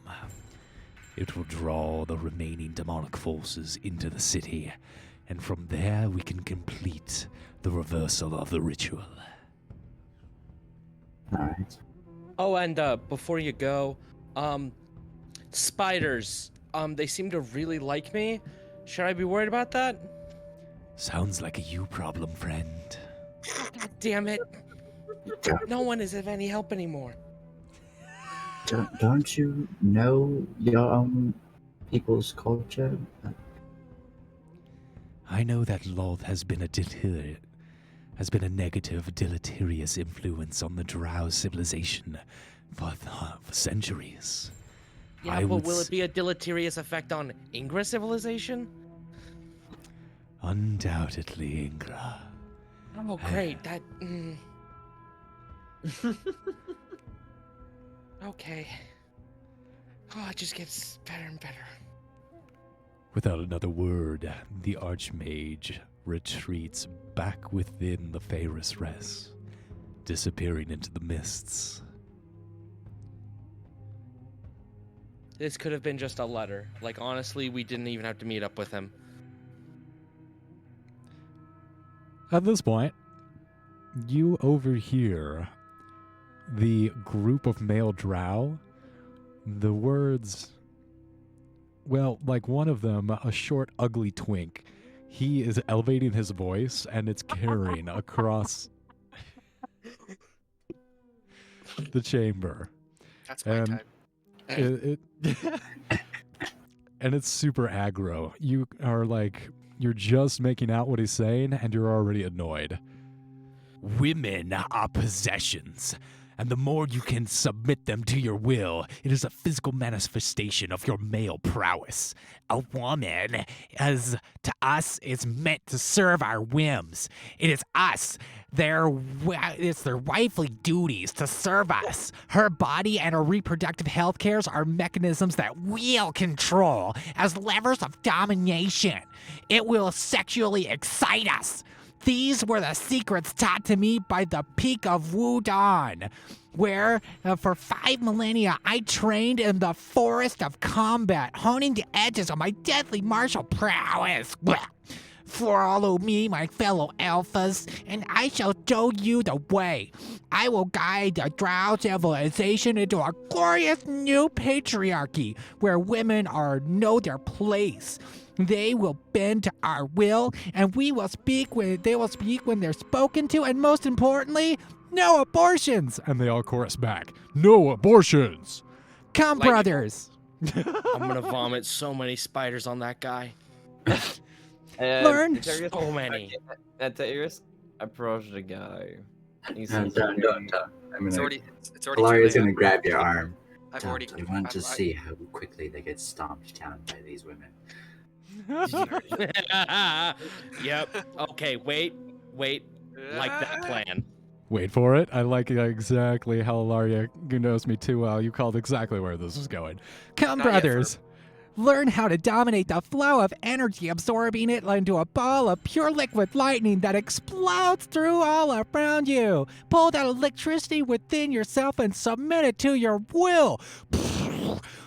Bursting through the doorways and the side passageways, a torrent of smoke. The air is filled with the surprised cry and the torrents of gags as tentacle rods plunge their sinewy strands down the throats of the male drow. Bold, strong priestesses of Lolth stride through the secret gathering, thrusting tentacles into each of the male drow's mouths, deep-throating them in illegal chokeholds. This is an illegal meeting of domestic terrorists, and you will receive the full punishment under the law. Lolth has decreed all seditious men be tortured, penetrated, and summarily sacrificed to the Spider Queen. Now, Let's go, Oh. Loth! Yeah! Oh my God.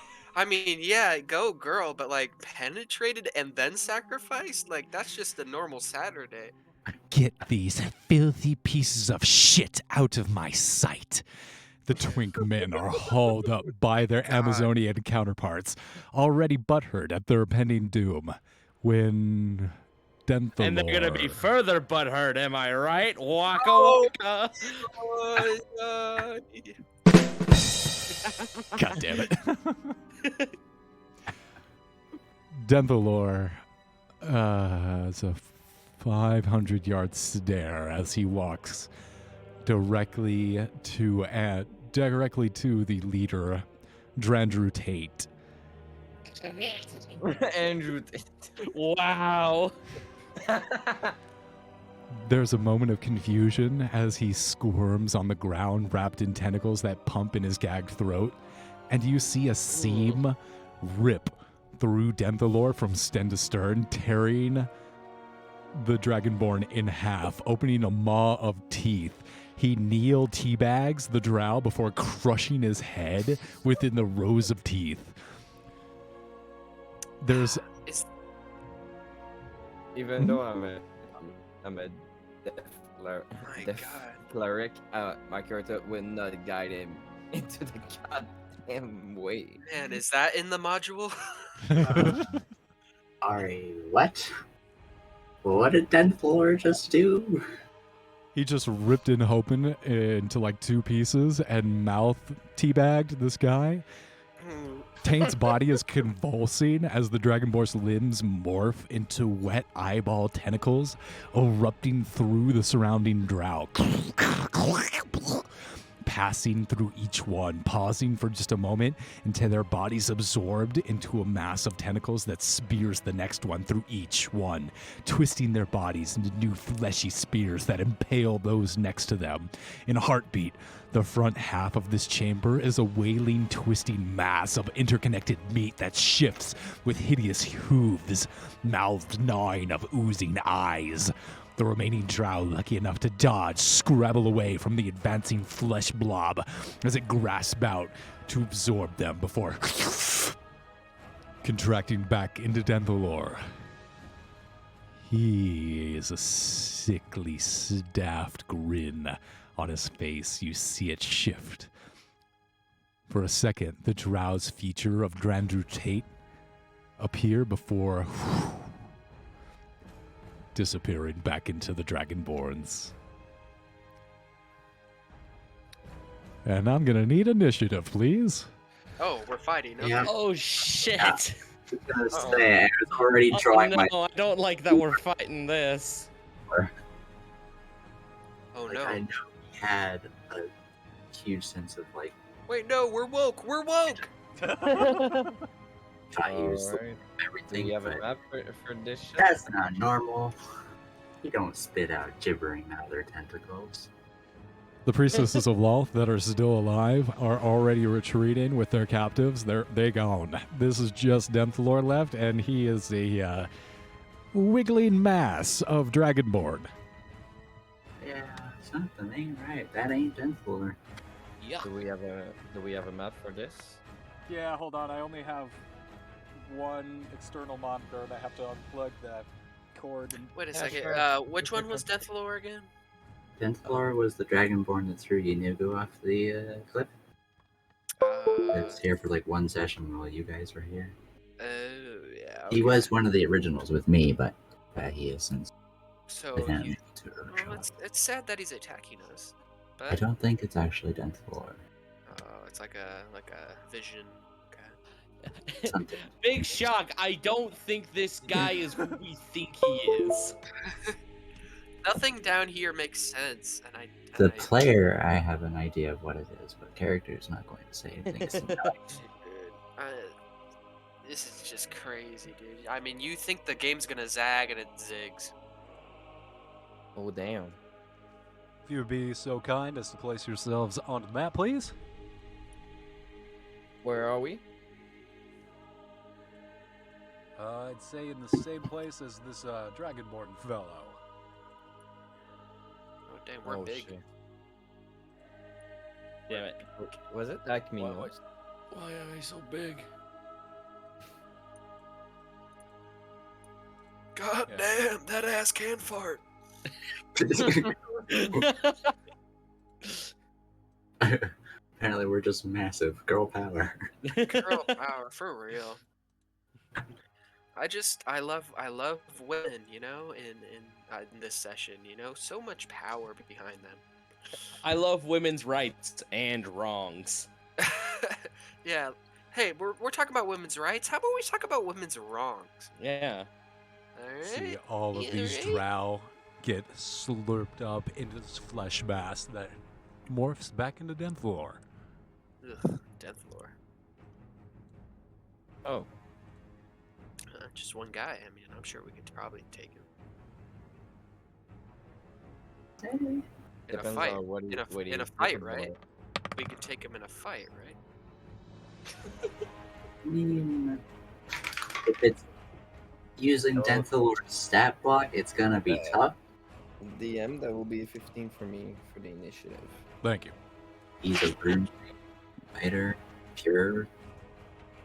He's gonna have 3 attacks with 2 action surges and 3 indomitables. If he is actually Denthor stat block, but I don't know. Ilaria, you will... Wait, that's an athletics check. Oh wait, no, that is initiative, right? Yeah. Meow. Yeah. There's going to be Ilaria going first. With a 10? Am I not in the right place? Am I not scrolled down? Probably Oh, not. there you are. Thank you. Looks That's like cozy. Ing- Looks like Ing- cozy. Ingra. Yeah, Yeah, Ingra. Ingra. What did Aetherius get? I get a 15. So it's going to be I will cozy. put it. Ingra, Aetherius, Abbott, and then Ilaria. For our group. Do not know where Denthor fits in that. Wait, I am so dumb. I actually got 14 on my initiative. I thought it was an 18, but it was a 13. Then I guess Aetherius goes first. Aetherius is first. I am so dumb. You are. I'm just kidding. Yeah. You're good. All right, Aetherius, you're up first. Alright. Let's prepare my ability to go to be into a goddamn ghost walk, bonus action. You can only do that once per long rest. Yep. Maybe save that for when we fight the demon. I guess we're gonna be long resting between here and now, so go ahead. Alright. And let's attack him. How much far I can go? Yeah. I guess I can go next to him over there. 40 feet of movement because you started within 10 feet of me. That was 25. Yeah, I'm just saying. Okay.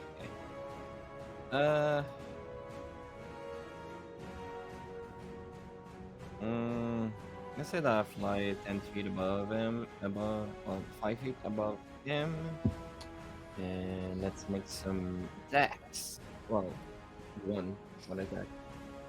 Where is my D? There's. Alright. Let's see what you got. That will be a 31 to hit. 31 hits. Alright. Does he have a weapon in his hand? Yeah, he's got this big ass hammer. Alright. I will try to disarm him, and he has to make. He has to make me a strength saving throw 19. Can be armor. No secrets.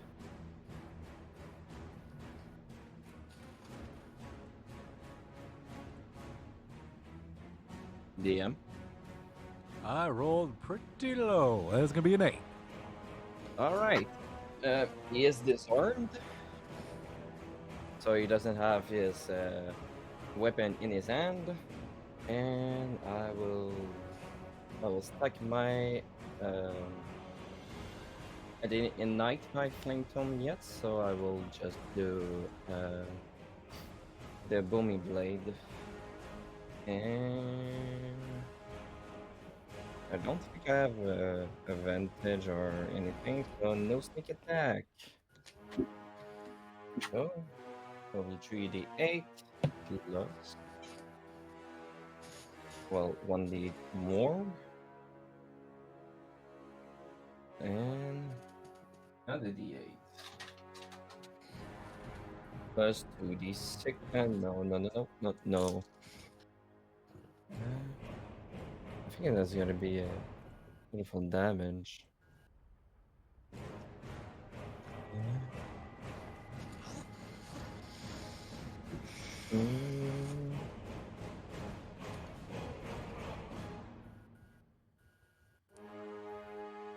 Let me see.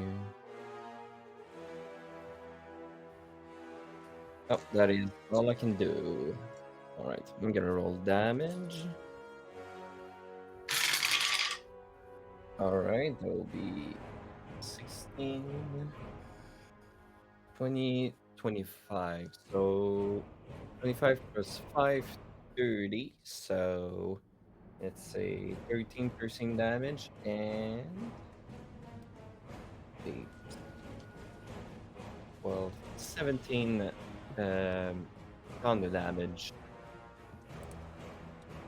30 total? 30 total, yeah.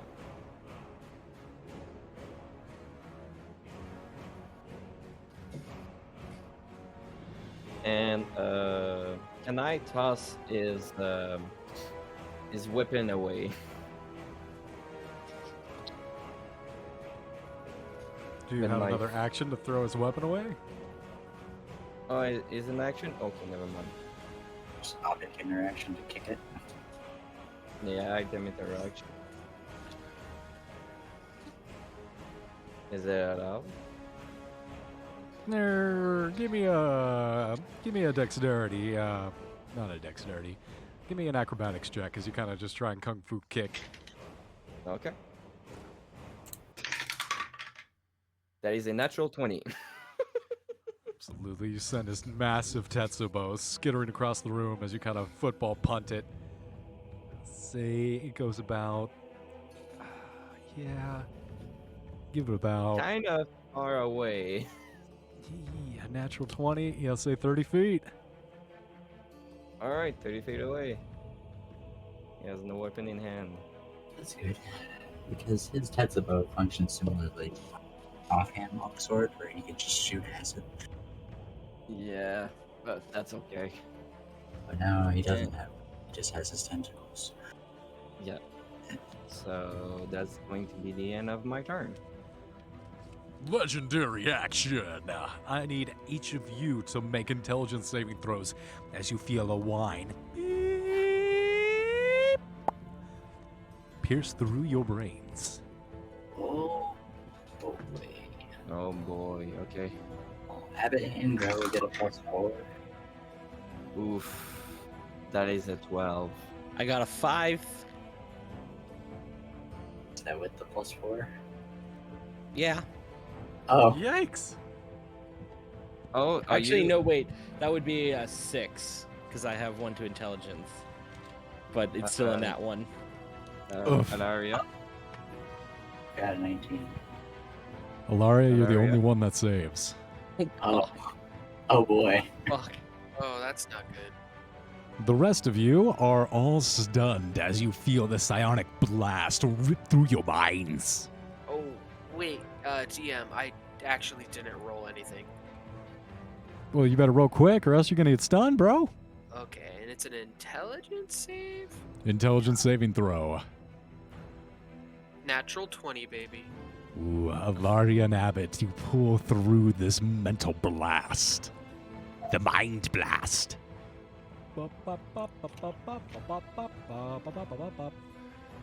That's going to be 5d8. I don't even have 5d8. Oh my god. 4, 10, 15, 19, 25, plus 5, 30 psychic damage to everybody that failed, and you're stunned. And Ilaria and Abbott, each of you will take 15 What kind of damage? Psychic? psychic damage.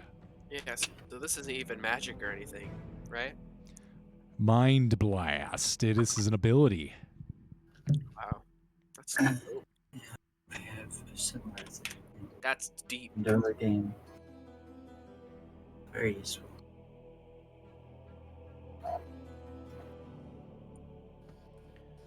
That's gonna bring us on over to Ingra's turn. Ingra, Yeah. make an intelligence saving throw as you try and rip yourself out of the stun. That is a 15. 15 fails. You still feel God. yourself at the end of your turn. Because that'd be more Abbott. But yeah, you're still glitching. At the end of your turn, you are able to pull through it. I'm going to allow everybody to get an intelligence saving throw at the beginning of their turn so they can take their turn. But you're going to go ahead and lose that turn. Oh man. Abbott, your go. All right. This will be so much fun. I cast as a bonus action, mind you. I cast Legendary resistance. Sorry, I'm getting ahead of myself. Damn, you can't just legendary resistance out of anything. So this is what happened to Denthalor. It's- For the entire module, he's been getting followed by this Oblex, which That's absorbed his sister and was kind of like a horrific tentacle monster. And then the Oblex was following the party. And then... Come to it. Yep. I guess and- every other time he wasn't alone. Yep, he was absorbed by the Oblex. And as the Oblex was following the party, he found that an elder bitch was following the party, and then he ate that. And so now you all are doing battle with a elder brain lich Oblex fighter. No. And what are these things? What are these things? Is it because we didn't kill the elder bitch's phylactery? Yes. God damn, I even mentioned something and we're like, nah, it's fine. Orcus is right there. Fine. It'll never So- become a problem. What are these things? Those are the priestesses of Loth and the Drow rangers that came and were breaking up this surreptitious meeting of these male Drow who were going to institute a patriarchy and overthrow the right. order, and they're all getting the fuck incels. out of there. Okay. So basically, it's still just the one guy, but he's like really crazy. Okay. You got all the He's not a- Then tentacles. He's got a hive mind of something. I will cast. Does that mean it's a chromatic like the elder bitch?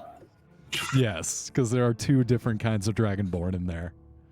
Too? I'm gonna move. Because the brother uh, and then I'm gonna move close to Yep. Ingra, and then I'm going to cast Globe of Invulnerability, Ooh. and I'm gonna cast it at. Only against spells. Yeah, but I feel like this constitutes a spelly thing, and if it doesn't, it's fine. It's just extra protection. So I'm gonna cast it at, let's say, 8th level. Yeah, that's fine. Okay. And now it's there now. So take that. Bogey bogey. I'm not sure what that does, so we'll get to there when we get to there. Okay. Yeah, basically any spell of 8th level or lower is gonna be just nulled by whoever. Wow. So, yeah, that's basically what it does. But And it's- that's pretty much all it does. Physical Yeah. attacks will just go right through stuff. Yeah, but I mean, like, what are the chances that like a physical attack's ever gonna come towards us? What? That was bonus action because I just used my sorcery points to bonus action that. Go. All right. You have So 18 creature points too. No damn. yeah. Wow. Let's see here. You could twin spell 2 9th levels. I mean, technically I could, but that would. Yeah.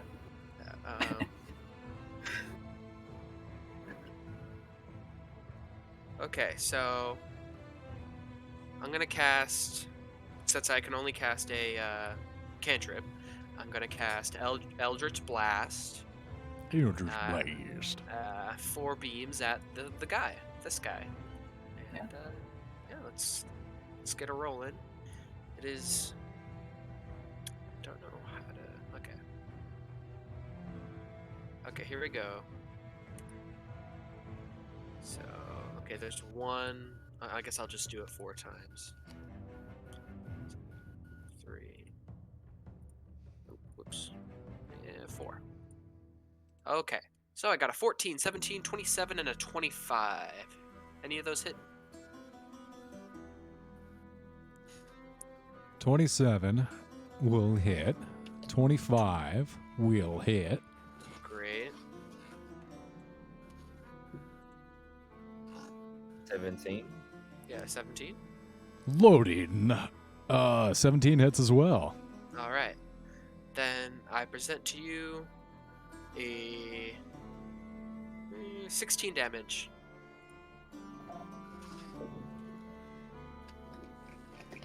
And that's gonna, 16 yeah, Eldritch damage? What kind of damage? Eldritch Force. damage. Oh yeah, force damage. Force damage. Understood. I've got it. Yes, the classic damage type, Eldritch damage. Hey, come on. Yeah, come All on. right, that's the end of my turn. My favorite damage type, spooky. Spooky. My favorite type of damage. Shame. Shame damage. That's all Vicious Mockery does. Shame. All right, that's the end of my turn. So I guess it's up to Big Beefy Ilaria, Big Mommy Ilaria. All right, Ilaria, your move. Don't call her that. Sorry, she's crazy. She's cracked, man. I'm sorry. Only one person gets to call me mommy. Oh, Anyway. God. Damn. I wonder who that could be. I have no recollection. Anyway, I'm going to use my free action to haste. Oh, shit. Here. Fucking flanking. But he's stunned, so not technically flanking yet. Damn, okay.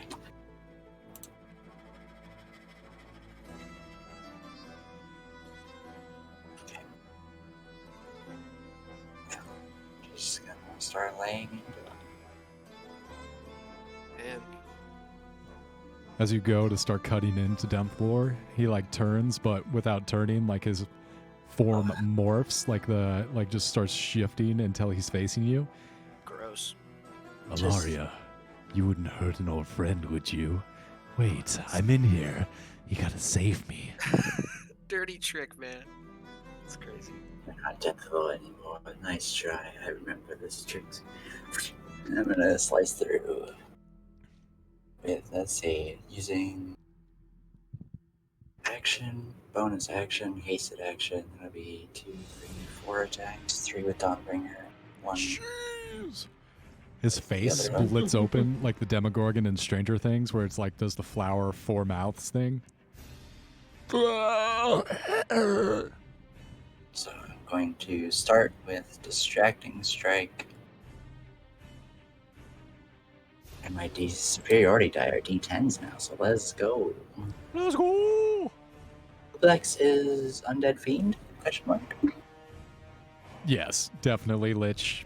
Definitely. Oh, yeah, I forgot the Lich was in there. Yeah. Yeah, okay. So, no advantage yet. So I'll just roll my 3 to hits with Dawnbringer. 1, 2, 3. 32, 23, 33. All those hit. So the first one is going to be Distracting Strike. And then I'm going to do Lunging Attack and then Goading Attack. Oh. So I can add a superiority die. And then I'm going to, on the first one, add a level 2 Divine Smite. Just for the first one.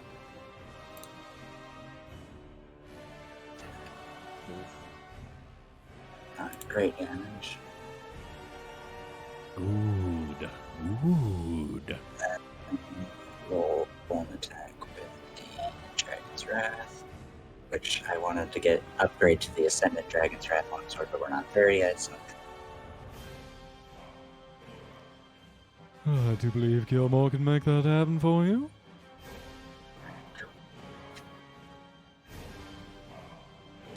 pretty quick change, since that's not a crit. Just add a d6 there, and a magic bonus there. Awakened to Ascendant. It's not a drastic upgrade, but it's enough. So that's going to be a 33 to hit.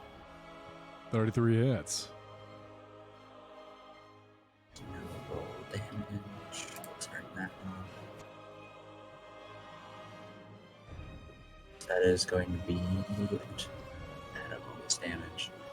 Then you'll need to make a wisdom save. Not bad. Not bad.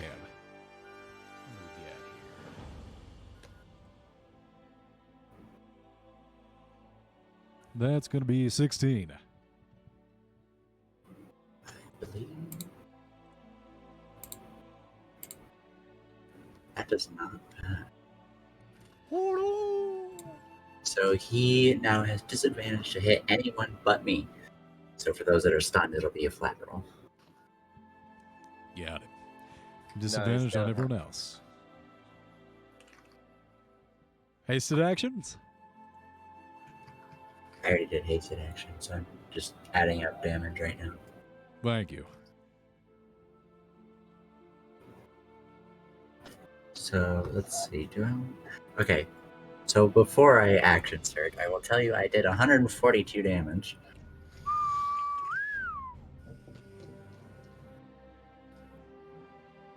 How's he looking? He looks like you cut a bunch of slices into him, but they're kind of like morphing back up and sewing themselves back together with cartilage. 10 HP. He has a little bit more than Denthalor's stacked HP. God, Denthor had so much health. Yeah, he's got Okay. a lot of health. I'm gonna action surge. Action surge.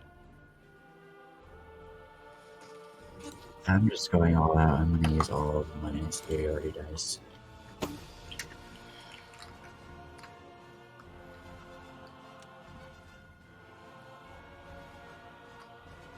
This would be 2 more lunging attacks. Actually, no, I'm gonna save 1. But I can use. Angry, I'm getting a little feedback on you. Thank you. I'm gonna go ahead and use 2 level 1 divine smites. It's just a miniature hair dryer DM. It's a 31 and a 29 to hit. 31 hits, 29 hits. Yeah, I'm just imagining Gilmore going through Aetherius's fur and giving him brushies and hair drying him. He wants to be fluffy, okay? Gotta give him some fluff. Yeah, you did. Thank you.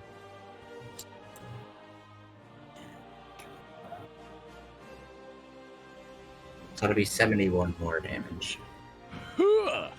Yeah, you definitely cut Dentalore all the way in half in his 2 halves. He like has to do the waddle where he's on his arms and holding himself up, and he jumps back onto his legs and like twists them back into place before standing back up. And then I'll use my Channel Divinity Inspiring Smite to give 2d8 plus level by the chosen creature. So I'm going to roll 2d8. That'd be 15. Damn, okay. Plus level in this class would be 8. That'd be 23 HP that I can give to my 3 friends. In temp HP. Which one do you have? So everybody will get 7 temp HP, and I'll take 1. I guess. And make it even. Okay. 7. 7 temp HP. Just for smiting. 17 or 7? 7.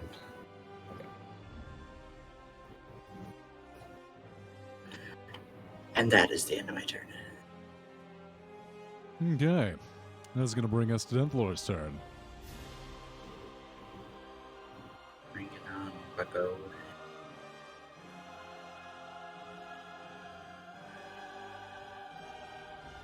Googling a spell, spell it Google.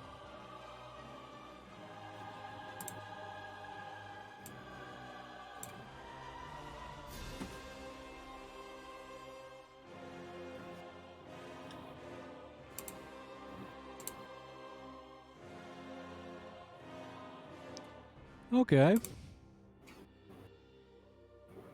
I imagine he doesn't have his sword to attack.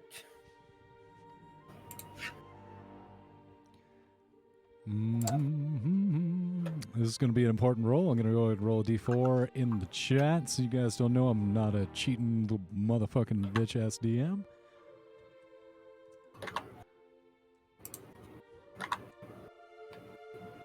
Ooh, oh, that was a good roll. No, no. Okay. 10th floor disappears. Who? Yeah, I should have burning smited him. Let's move him. Oh, right he there. moves. Oh, isn't a shameless fool. He has to take thunder damage. Unless he, yeah, thunder damage. Did you successfully? You did successfully attack him with booming blade, didn't you? Yes. Yeah. Go ahead and roll that damage. 13, 16, 19 more thunder damage.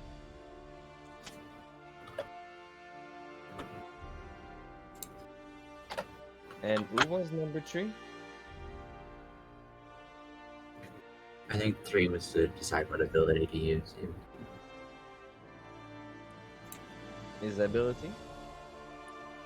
Mhm. Okay.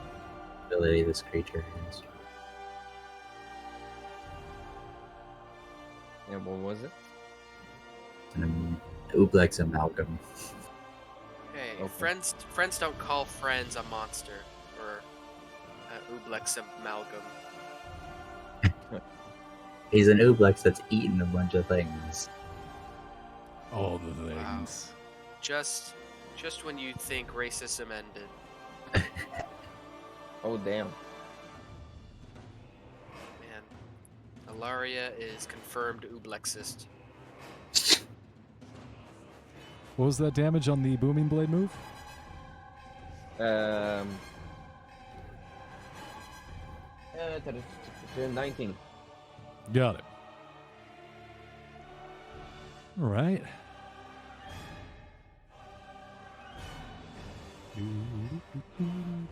It doesn't take damage? Okay. No, he definitely did. You didn't see him take damage, but he did. Okay. I was like, what is the 10d4? And I've Heard it. Because Potion. it's boom. Potion. Okay. Is he drinking his dragon's blood? Oh, that's a good idea. God damn it, I should have kept my mouth shut. Like we said, don't give ideas to DM. I thought he already remembered. Whoops. Working the night shift, my brain's pretty much mush. Okay. Laria, So, don't you have a reaction to opportunity attack? depends on if he ran or if he teleported. What did he do, DM? Time stop. Oh, he time stopped, did he? Okay. Totally.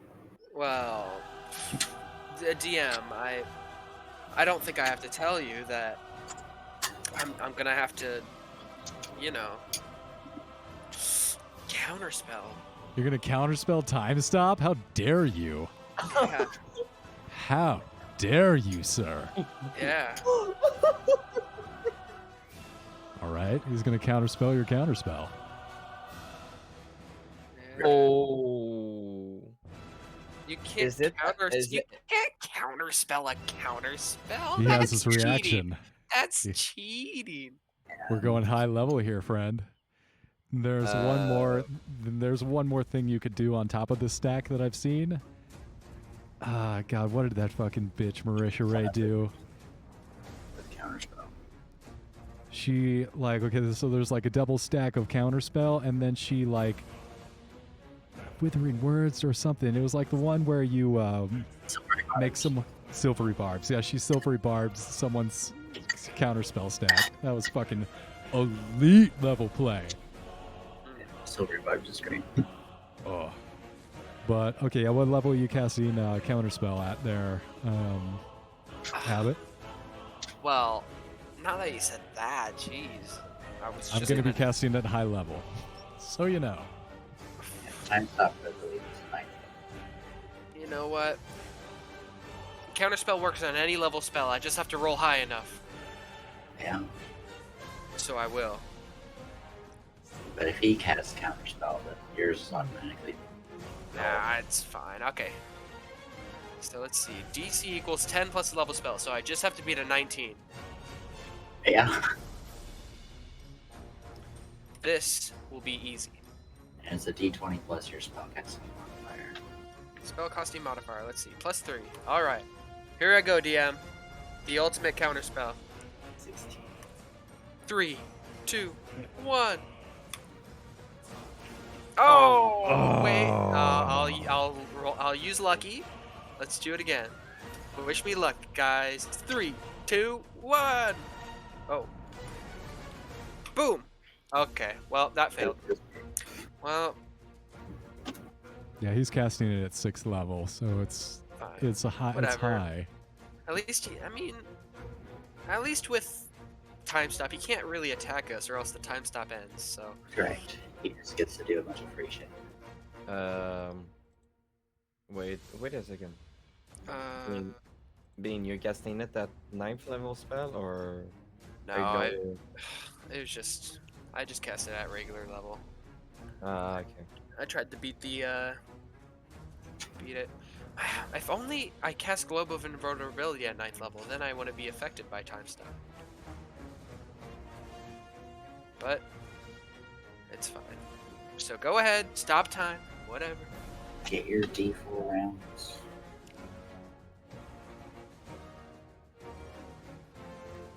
Having to be careful. I've got 4 rounds. I know what 2 of them did. Ate a potion. casted that spell. Ooh, casting a spell. I don't like it when you cast spells.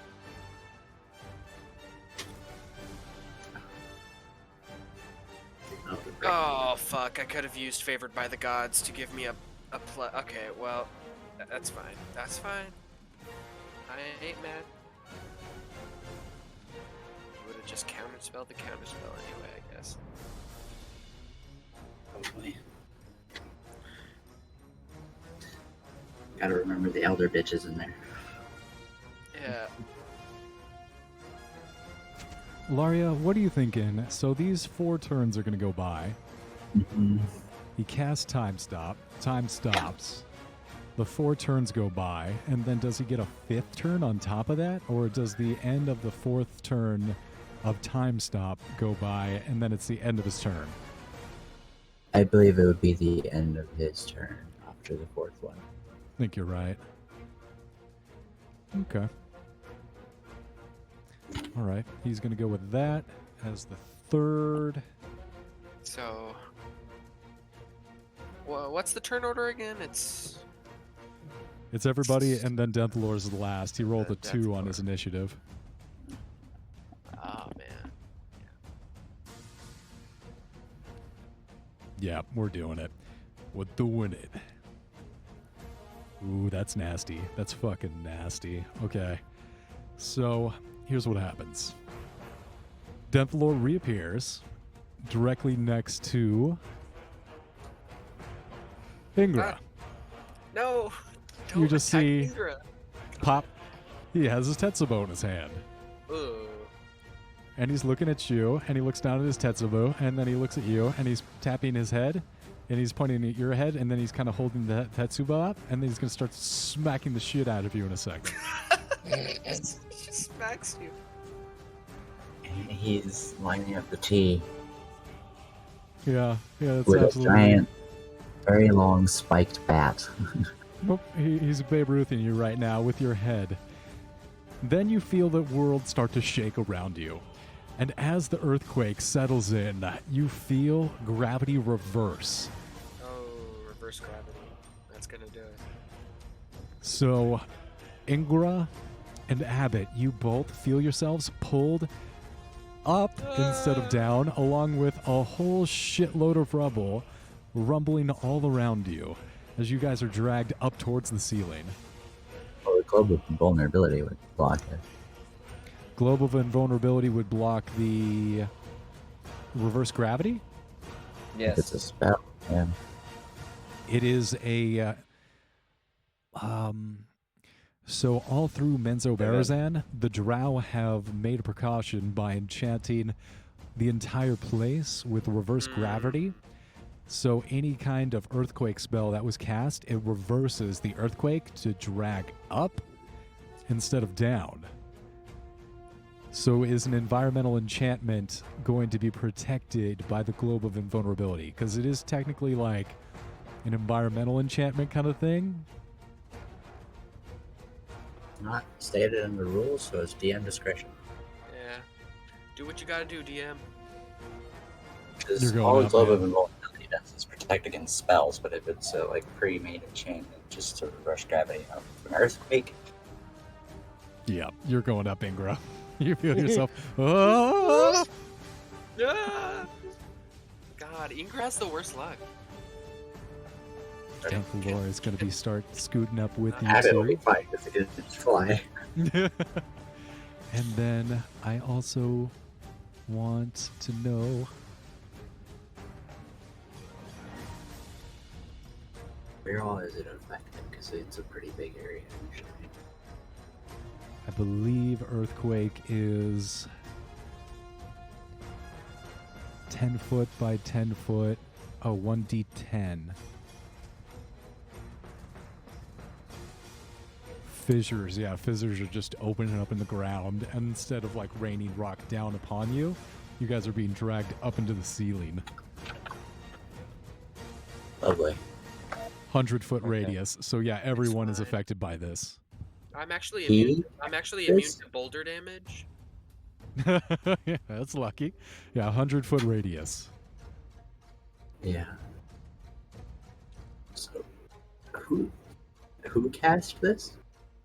Wait a minute. No, this isn't going to work. This is a concentration 1 minute. Damn. I'm going to have to come up with something besides Earthquake.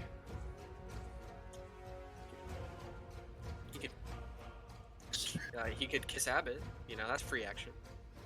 That's what I think. I mean, You want an Well, acid slam kiss? I'm just saying, like, it's a possibility. Okay, it's not like I want the kiss or anything, you know? Like, no, don't kiss Abbott. That would be terrible. But, like, you know. Let's go ahead and resolve the other spells that I want to do before we get DM discretion. crazy with an Earthquake. Darn. I wanted... Oh, so that means there's no reverse gravity then. No reverse gravity. Oh, you can see some of the spiders. Man, they're really dim. I was really disappointed. I spent so much time trying to upload this map because it had little crawly spiders, but they're so fuzzy you can barely see them. Damn. I'm glad I can't make What website do you go to get these cool maps? YouTube.com is where I pulled them from, and the map maker is called MacGuffin, or MapGuffin. That's crazy. So you could just, Well, like, I see the upload little maps. spoilers. I see a little fuzz. I just thought they were shadows.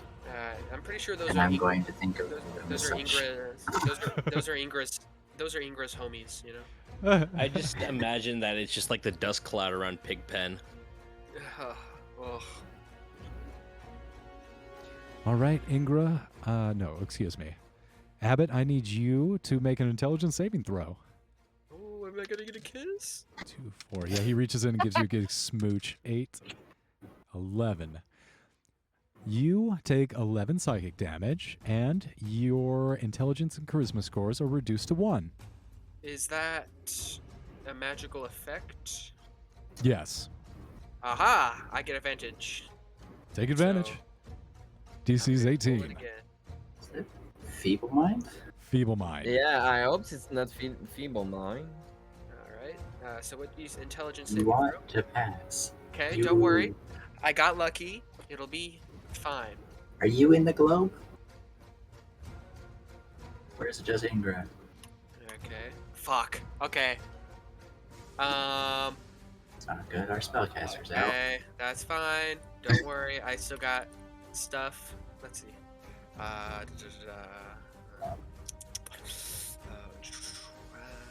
Divine favor or something like this.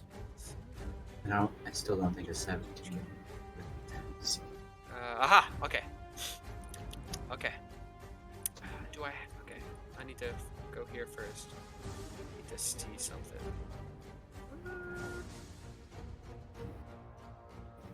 Okay. Let's see. You have the robes of the Archmagi, right? Yeah. Will those give +2 to saves? Yeah. Though, wait. Just give me 1 second here. So yeah, robe with the Archmagi. Your spell save DC and spell attack bonus. No, they just give me advantage on saving throws against spells and magical effects. Gotcha.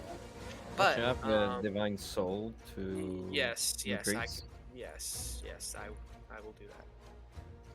So here I go. Favored by the gods. I get to roll 2d4 and add that. It'll be easy, simple. Okay, +5. So 20. 20? Yes. 20 Final answer. saves. That's Whew. good. That was close. Yeah, that would have been real bad. We As don't have a way to reverse that. You feel your intelligence, your very soul leaving your mind. And just in the shadows, you see these long, 3-foot-long clawed brains start to claw their way down the ceiling, ready to usurp your body and take over, puppeteering you like a flesh sack. When you pull through, and you are not made silly. You are not sillified. Oh, wait a second. Wouldn't global invulnerability like kind of, you know? Are you I inside the asked globe? if you were in. Oh, it's a 10-foot radius. Yeah. So it It's a doesn't take 10-foot damage radius, so you unless- both are in unless there? not- Yeah, it's a 10-foot radius from itself, and it's next to him at 5 feet. So the girl of invulnerability is in range of All it. right. I'm going to go ahead and feeble mind you then, Aetherius. Because There you if go. I had known that the Globe of Invulnerability, I was mistaken. I thought it was only on Ingra. So if Ingra and Abbott are both protected by the Globe of Invulnerability, I'm going to go ahead and feeble mind Aetherius. Okay. I have a +4 because the lady's there, so Sorry for not explaining that, DM. No problem. My mistake. that will be a 20 as well. All right, you pull through as well. Everyone resisted. Everyone's rolling 20s. And I then roll a 9 plus 7 plus Elaria for saving throws, which is 4. So 16 plus 4, 20. This is intelligence, correct? Yeah. All right, cool. Or a protection. Let's go. God All right. damn. That's a 16 from me, boss. You don't have. It's dismissed. It's an 8th level spell. You're not affected by it. Oh shit, never mind. It's just targeting Aetherius. Yeah. So how much damage do I take? From I what? don't think Feeble Mind does damage. It's just Oh, it does a little bit Jeez. of damage. Did you fail? No, No, you I succeeded, passed. right? Yeah. Yeah. All right. So you're going to take 46 psychic damage and must make, yeah. So you do take a little bit of damage. Yeah, it's Alv. That's going to be, oh, not rolling bad. It's 10, 13 psychic damage. Alv because I passed. So 6. 6. All right. Damn it. 1 temporary hit points. It's like you want us to die, DM. Want you to die so bad. No. Okay. Squirming ebony tentacles fill the 20-foot space around Aetherius and Alaria. Yeah, you guys just look Is it- down. Denth Is Lord it on the vanishes. ground? Yeah, it's on the ground. Okay. What is the reach?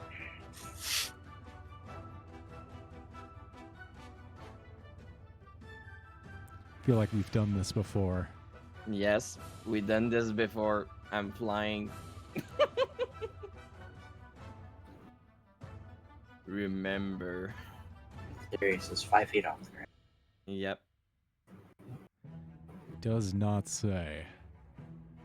Oops. What are you trying to do? He's trying This to grapple us is- on the ground. Avard's black tentacles. Squirming ebony tentacles fill 20-foot square. Tentacles.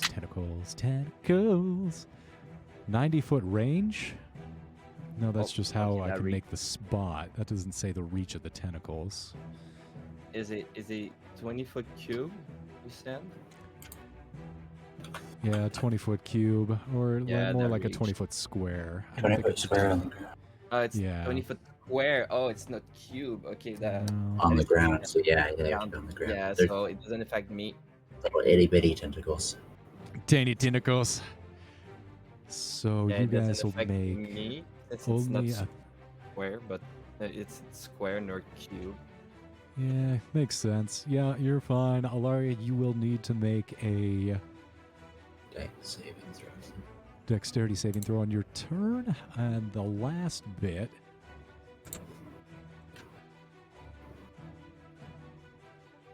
So that's Feeble Mind was at the fourth turn. Choose Eighth the area potion. first. Start.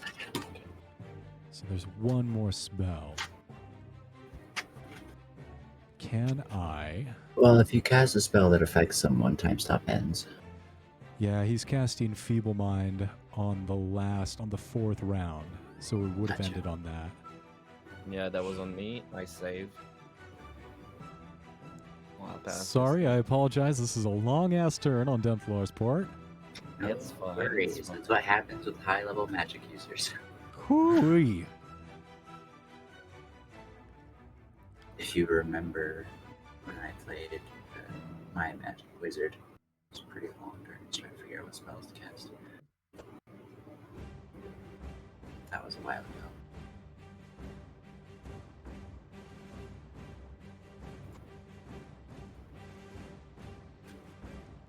Yeah, and I want to kind of just do like a rock fall. Fall, everyone dies. Let's go. Rock fall. 5 foot by 5 foot cube rock falls directly on top of Ingra. Oh my god. No. Ugh. What's the damage? So time stop ends. There's just this big old cube rock that just comes launching out of the air. Give me a dexterity saving throw. We're fucked. Uh-oh. That means death. That's a 6. 6. You're Yep. gonna take 7 damage.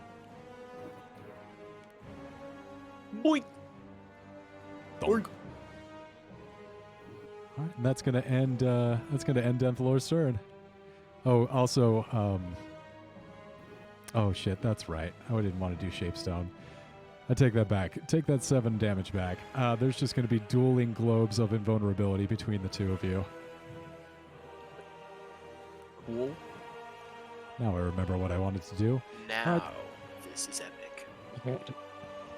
That's gonna be back up to the top. Aetherius, your move. I'm stunned. I cannot do anything. Go ahead.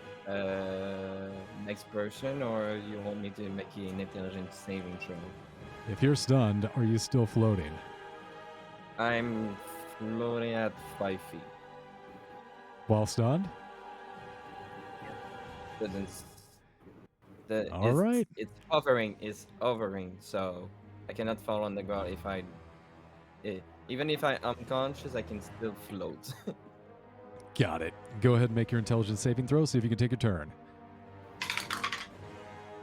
That will be a plus Alaria 15 plus 4 19. 19 saves. You pull through. Go ahead and take a turn. All right, let's go kill that motherfucker. All right. Let's go there. Bonus action. Ignite my flame tongue, and then make a. I'm gonna do a new thing from my fighter. Oh no, let's do something first. Action. Yeah, action. Wells of the Grave. So any damage that he takes doubled. Action Surge. And also since I'm flanking, I'm gonna attack it with advantage. Just want to channel divinity. Action Surge. And does he have a weapon in his hand?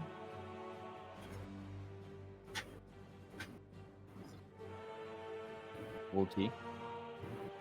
No. Sorry. Yeah, so you did pick up a Setsubo. Does he have another weapon in his hand? Besides the giant hammer thing that's like the horse-killing hammer that he has? No. Okay, I will try to disarm it at the same time. And I'm attacking with advantage, so give me a sec.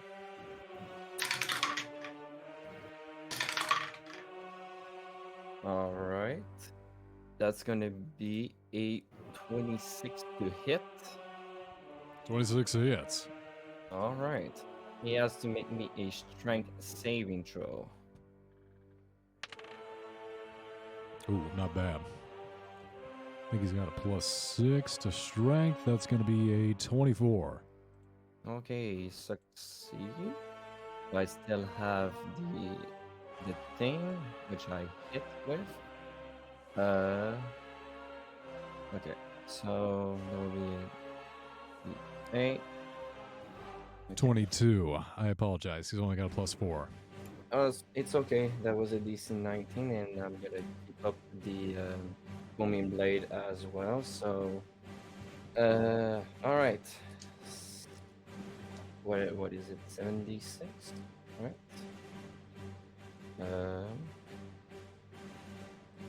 Wait a minute. Trying to. Yeah. 76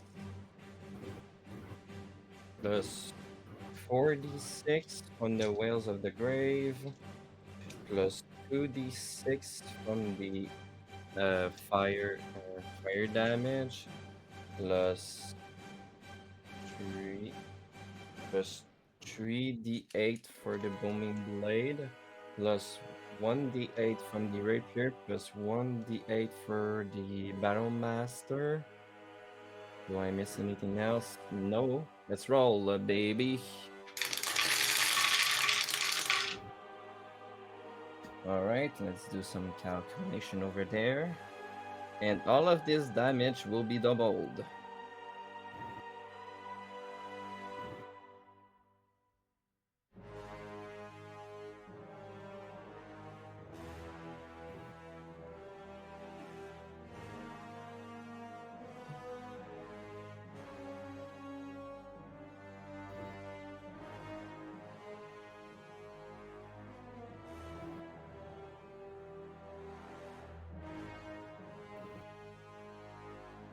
All right. From this one single attack, he will take 146 damage. Did not enjoy that, sir. He's starting to look a little rough.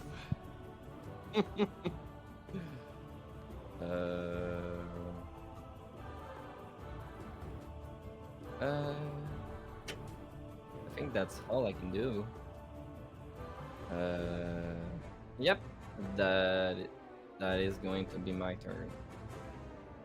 You cut into him, he turns back into you, and you're kind of like carving chunks out of his fleshy, gooey body, and he's like, can cut me down, but I'll just absorb you.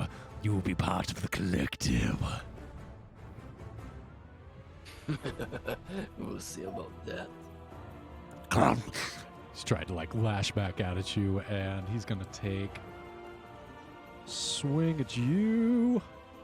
All right, go on with his advantage.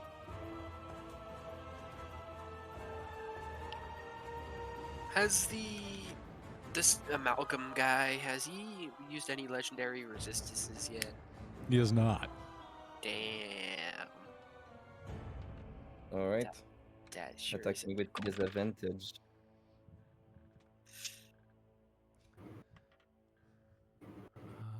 I should probably just roll with his stat. I don't know how to make it. It's been a while since I rolled on a d20. How do I roll with disadvantage? Yep. I don't know. I'll just roll twice.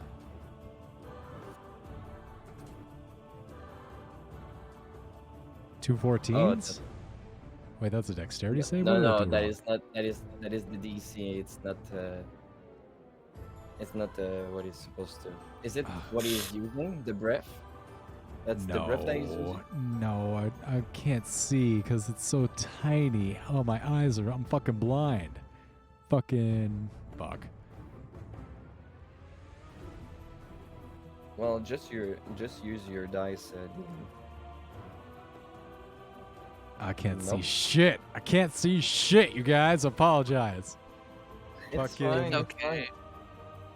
Fucking fuck. Hold control and scroll your mouse wheel. All control and scroll your mouse view. Oh, but the keyboard's all the way over here. This is the other keyboard. Okay, what are you trying to use, DM? Just trying to smack you in the face. Okay. What is the Well, it should be like a plus 11 or something. I don't know. I have no idea what that keyboard's plugged into. Fucking A. Let's see. Oh no. Oh, there it is. The mall. Okay, that's one. Go to the other for disadvantage.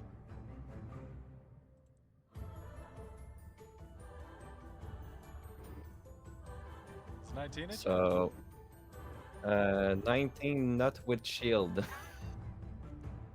shield that shit? Yep, exactly.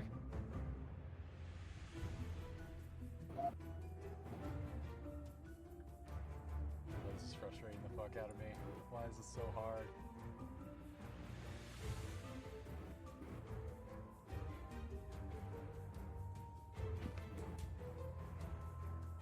All right, he misses you with a legendary action. That's going to bring us to Ingra's turn. I'm still stunned, aren't I? Intelligence saving throw. Okay. Wait, no, you were stunned last time.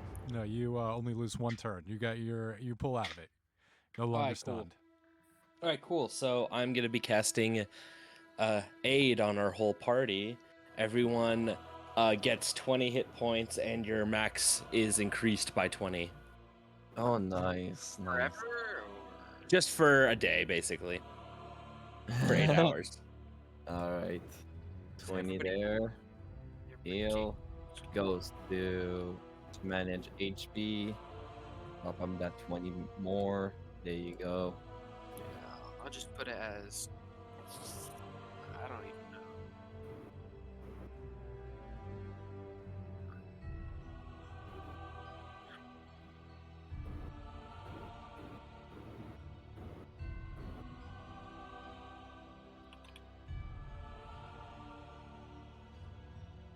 And then,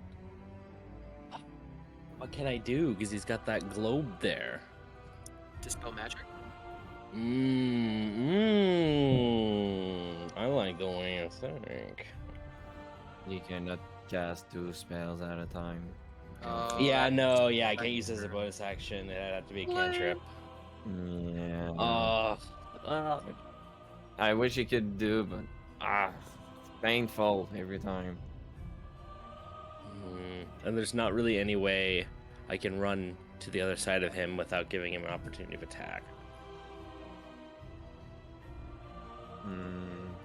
Do you want to retcon your aid for dispel magic? No.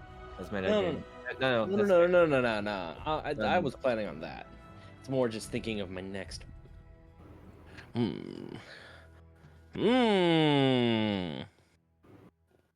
Teleport. Mm-hmm.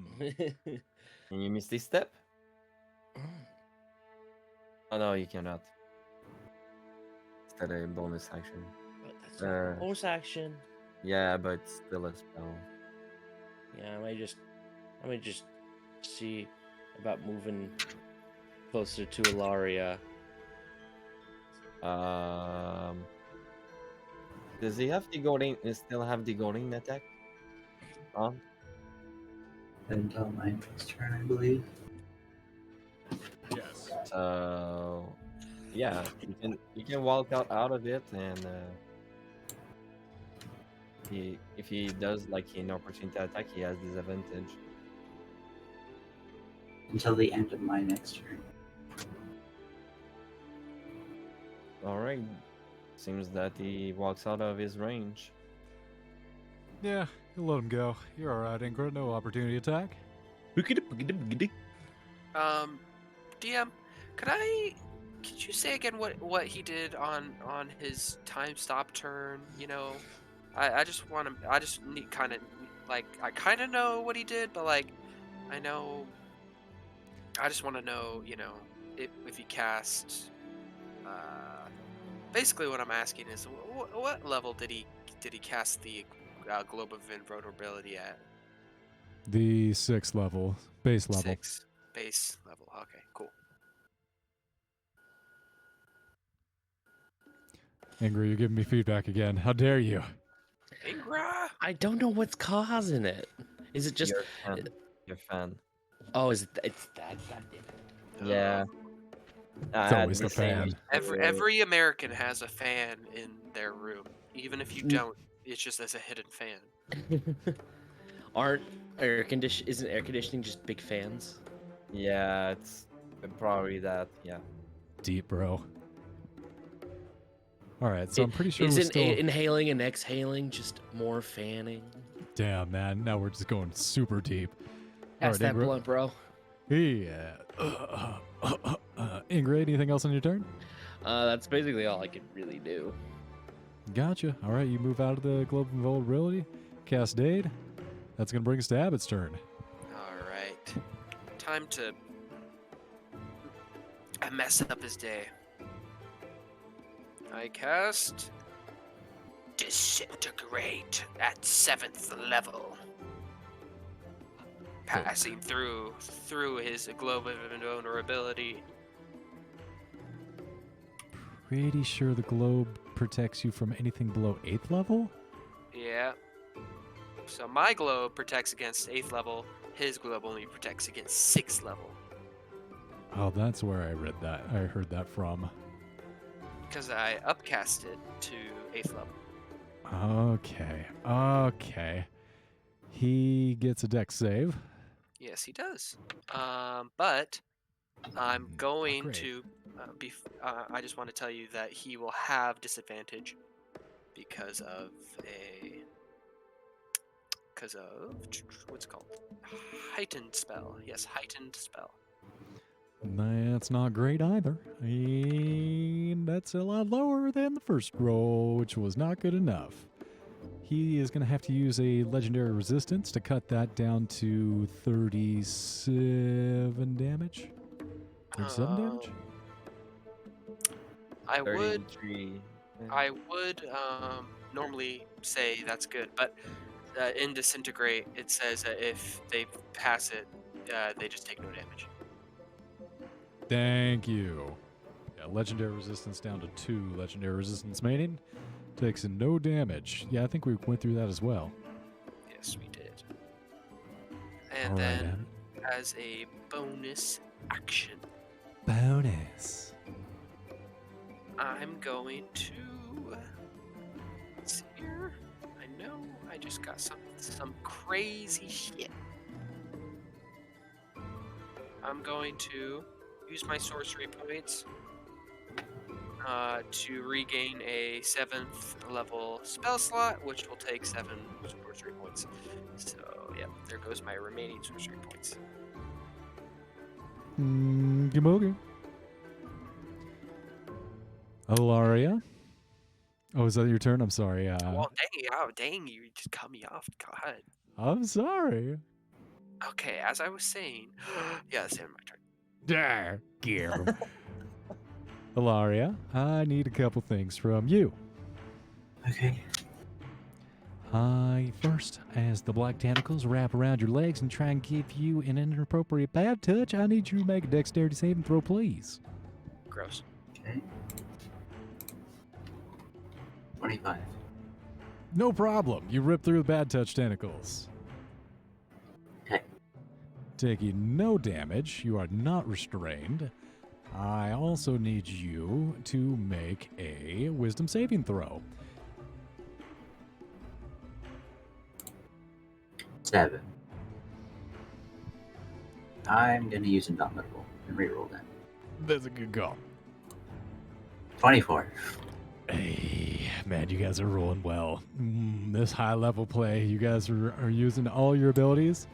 Not even time stop is saving me. You feel Denthalor, the psychic screams pushing into your mind, the gestalt of consciousness that make up this foe. Press into your mind and begin to dominate your consciousness, but you're able to push him out.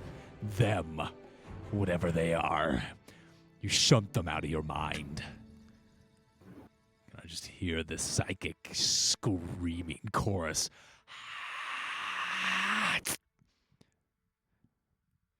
It is your move. Okay.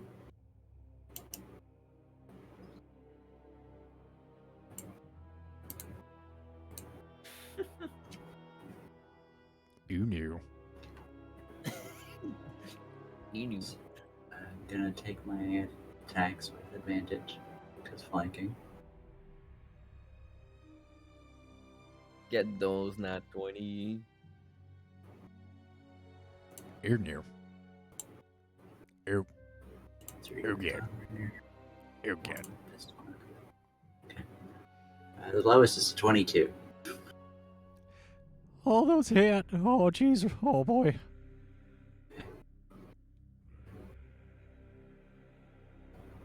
Not gonna do anything fancy, just gonna do it.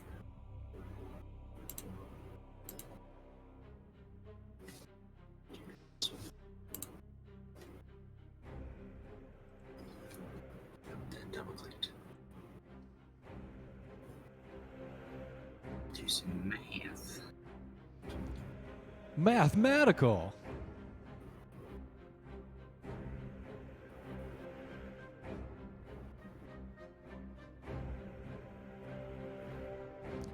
I had a weird dream the other night where everyone at my work was telling me that they were gonna have to quit the D&D session. I was like, what the fuck?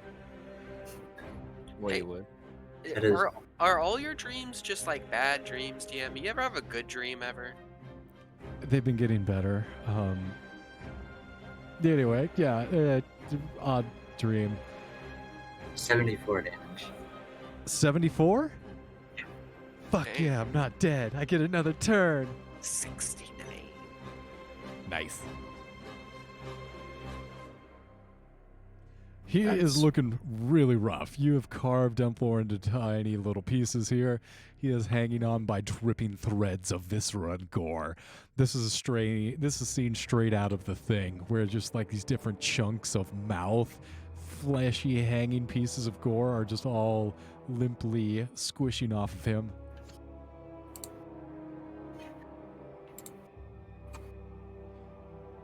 Anything else on your turn, Ilaria? No.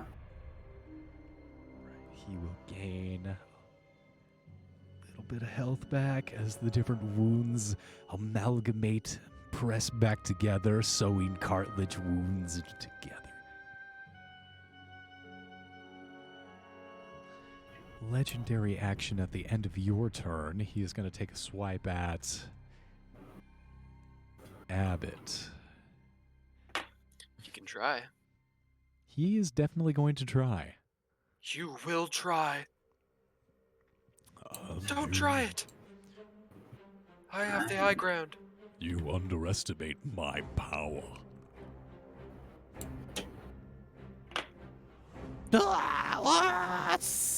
Yeah, he got a pretty shitty ending. That guy, Anakin. Had it coming. Yeah, he did. He did kill a lot of people. A lot of children. Yeah, like a lot of children. Well, there's nothing wrong with that. Too many children. Yeah, probably. there's I'm nothing just- wrong with killing children. Definitely not. Yeah, I mean, if they're Jedi children, you know, they're gonna turn into bureaucrats one day. Fair. Why did I roll twice? I should have only rolled once. Does a 10 hit you? Probably not. Nah. All right. Now it is Dunflo's turn. What's up, boy? I want you to know, Ilaria, it's only a matter of time before I come back. You may kill me now, but I'll just keep coming back and back until we're all one.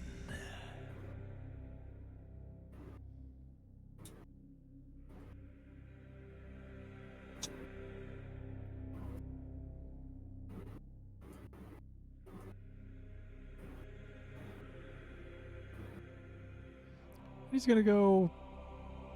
He's gonna go. He's gonna go. He's gonna go. He's gonna go.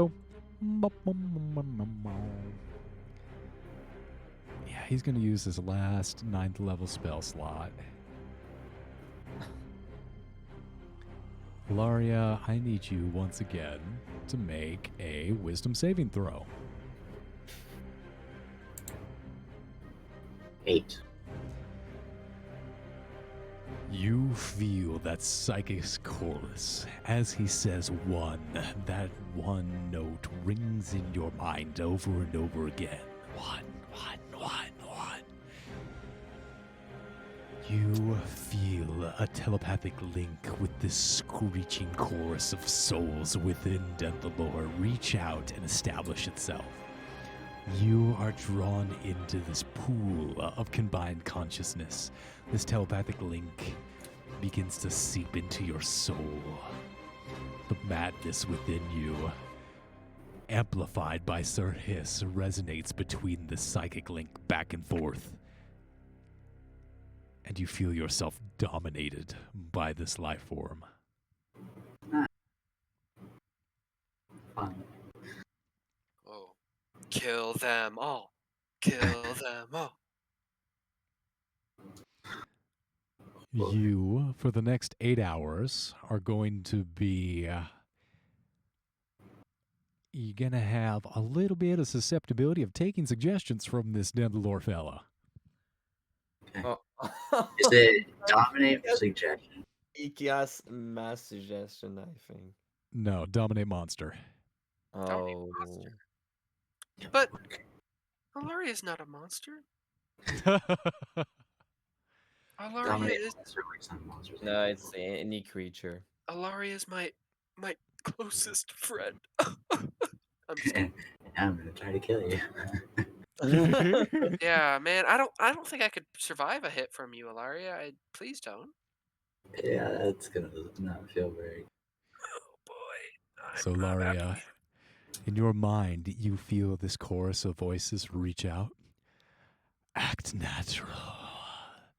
Don't let them in. Don't let them in. Don't let them know. That's going to be Aetherius' turn. Am I still flanking or not? Yes, you're still flanking. Okay.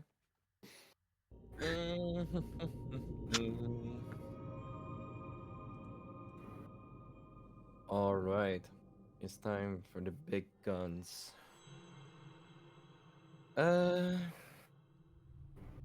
Should I kill this man once and for all?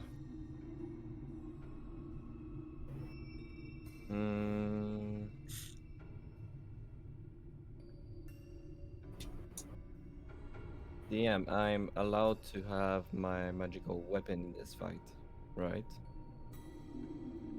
Yes. Well, actually, that's still at Gilmore's. Hold on now.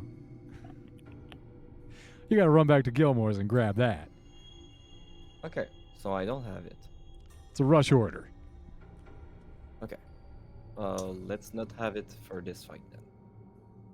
Okay. Well, attack with advantage with my flame tongue.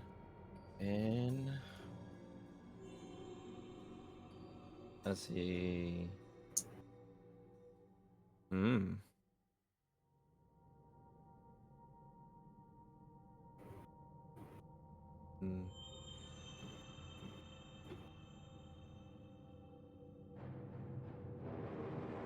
Yeah, I think I have.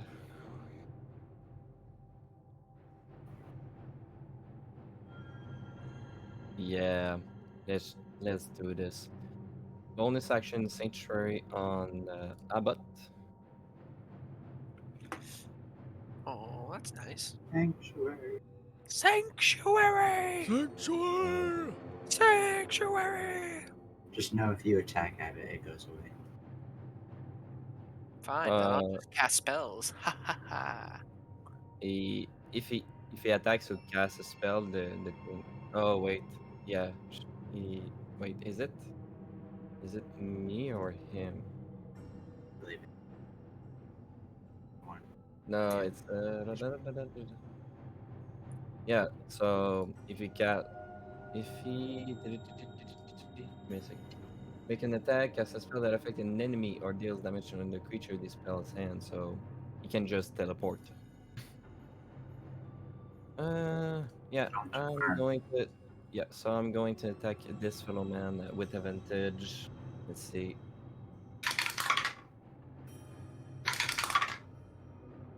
That is going to be 22. Hits. All right. It's all of that damage again. Uh. mm,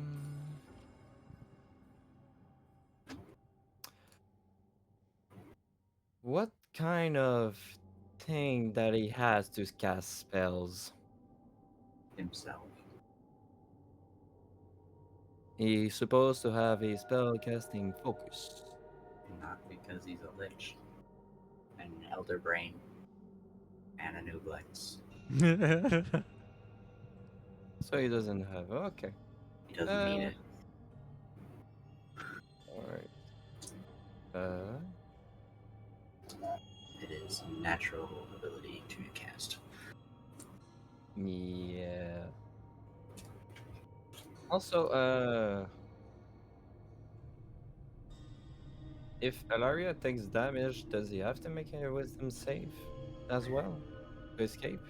I can only escape if he damages me. Ah, Oh, is that how that works? Pretty sure. good. So I was reading that too. I thought it said if you took any damage that you could re-roll on the. Let's see what it says. Meow meow meow meow meow meow meow meow. Each time the target takes damage, it makes a new wisdom saving throw against the spell. If it succeeds, the spell ends. Each time the target takes damage, it makes a new wisdom saving throw against the spell. If the saving throw succeeds, the spell ends. Any damage. Any damage. All right, so It's persistent Alaria, charm. I'm going to do a little bit of damage on you, but it's not going to be a lot of them. But Before you don't. do so, No, I'm dominated. yeah, give me an intelligence. Give me just your straight up intelligence check to determine what exactly Dentlord did, and if he casted Dominate Monster on Alaria, you'd have to be able to tell not only the spell, but also the target of the spell was Alaria. okay. Otherwise, you're just going and you're attacking your teammate for no reason. It kind of Do you want me? Do you It's want me to roll Arcana for that? no, you wouldn't. It wouldn't just be an Arcana check. It's not just a straight ability of being able to tell magic. It's like target as well. So give me an intelligence check. All right, that will be a 24. DC was 20. That was a high, so you are able to tell just as Alaria's posture stiffens at the end of the casting of Dentlore, you recognize the spell. You know that she's been dominated. All right. Oh, you think for- Alaria would be the one dominating? Heyo!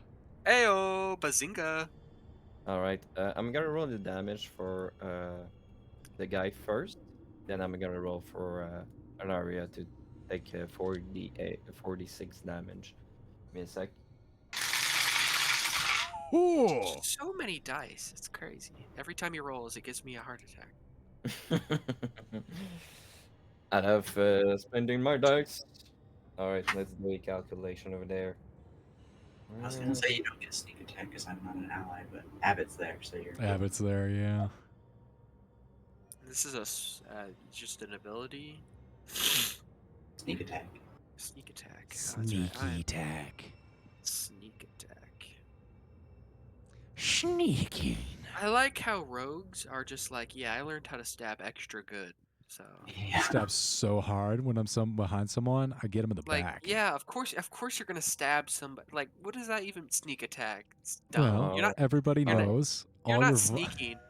You're not being sneaky about this. You're just straight up attacking. Abbott, everybody knows all your vitals are directly behind you. All right, so you is gonna take 56 damage in Oh my total. God. Well, I think That's he's dead. enough. How do you kill him? You are correct, Abbott. All right. How is he facing? He's facing like to Alaria as he's speaking to him, right? Yes. So he's gonna feel like a little interruption as he's speaking to him, and he says, "Alaria, please do." And as he's speaking, and you just see like his vocals being interrupted as they appear on his throat, and he does like a little giggle, and he retrieves his rapier and slices his head off. And head bounces on the ground a couple times.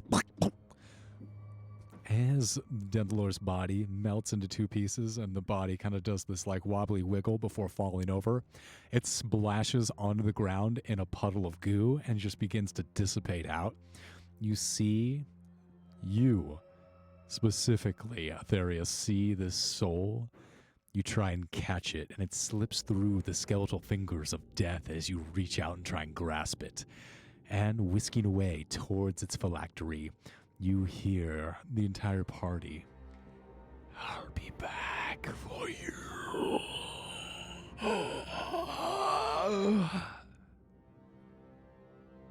Great. Now we got a duck and a lich on our ass.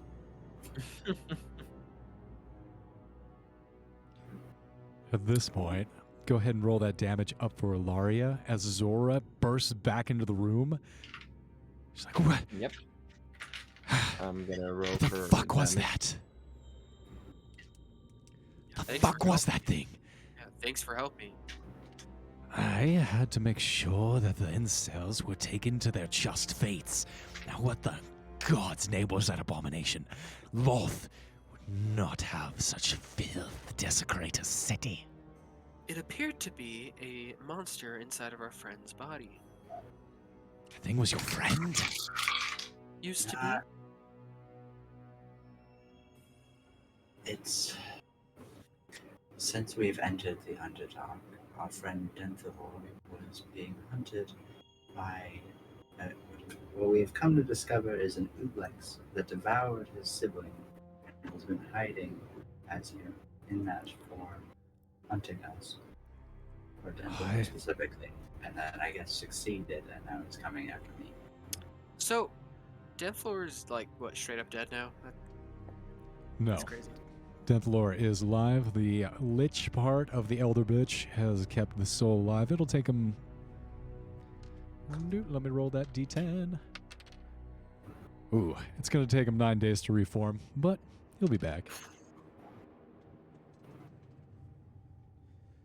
Well, that's Cheers. entirely too much information, and I can't even really process what you were just trying to lay down there.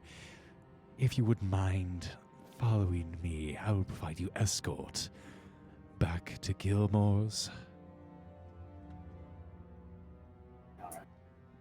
You are... Seems logical. You are all an entirely too much handful. We saved Yes. you, and I No. would appreciate some gratitude, honestly. You all escorted and brought an abomination into this city, and I do not think that saving me from something that was tailing you all here quite counts as something that deserves gratitude. And as she's like storming out and you all are kind of like following her wake, she is going like off on you all, giving you a stern as fuck lecture. There's To be a- honest, the fact that your gods didn't even pick up on it was Exactly. interesting. Shitty gods. Loth is aware of all things within her web. It is all part of a grand plan, Yeah, you guys are just being escorted back into the city of spiders at a very irate Zora.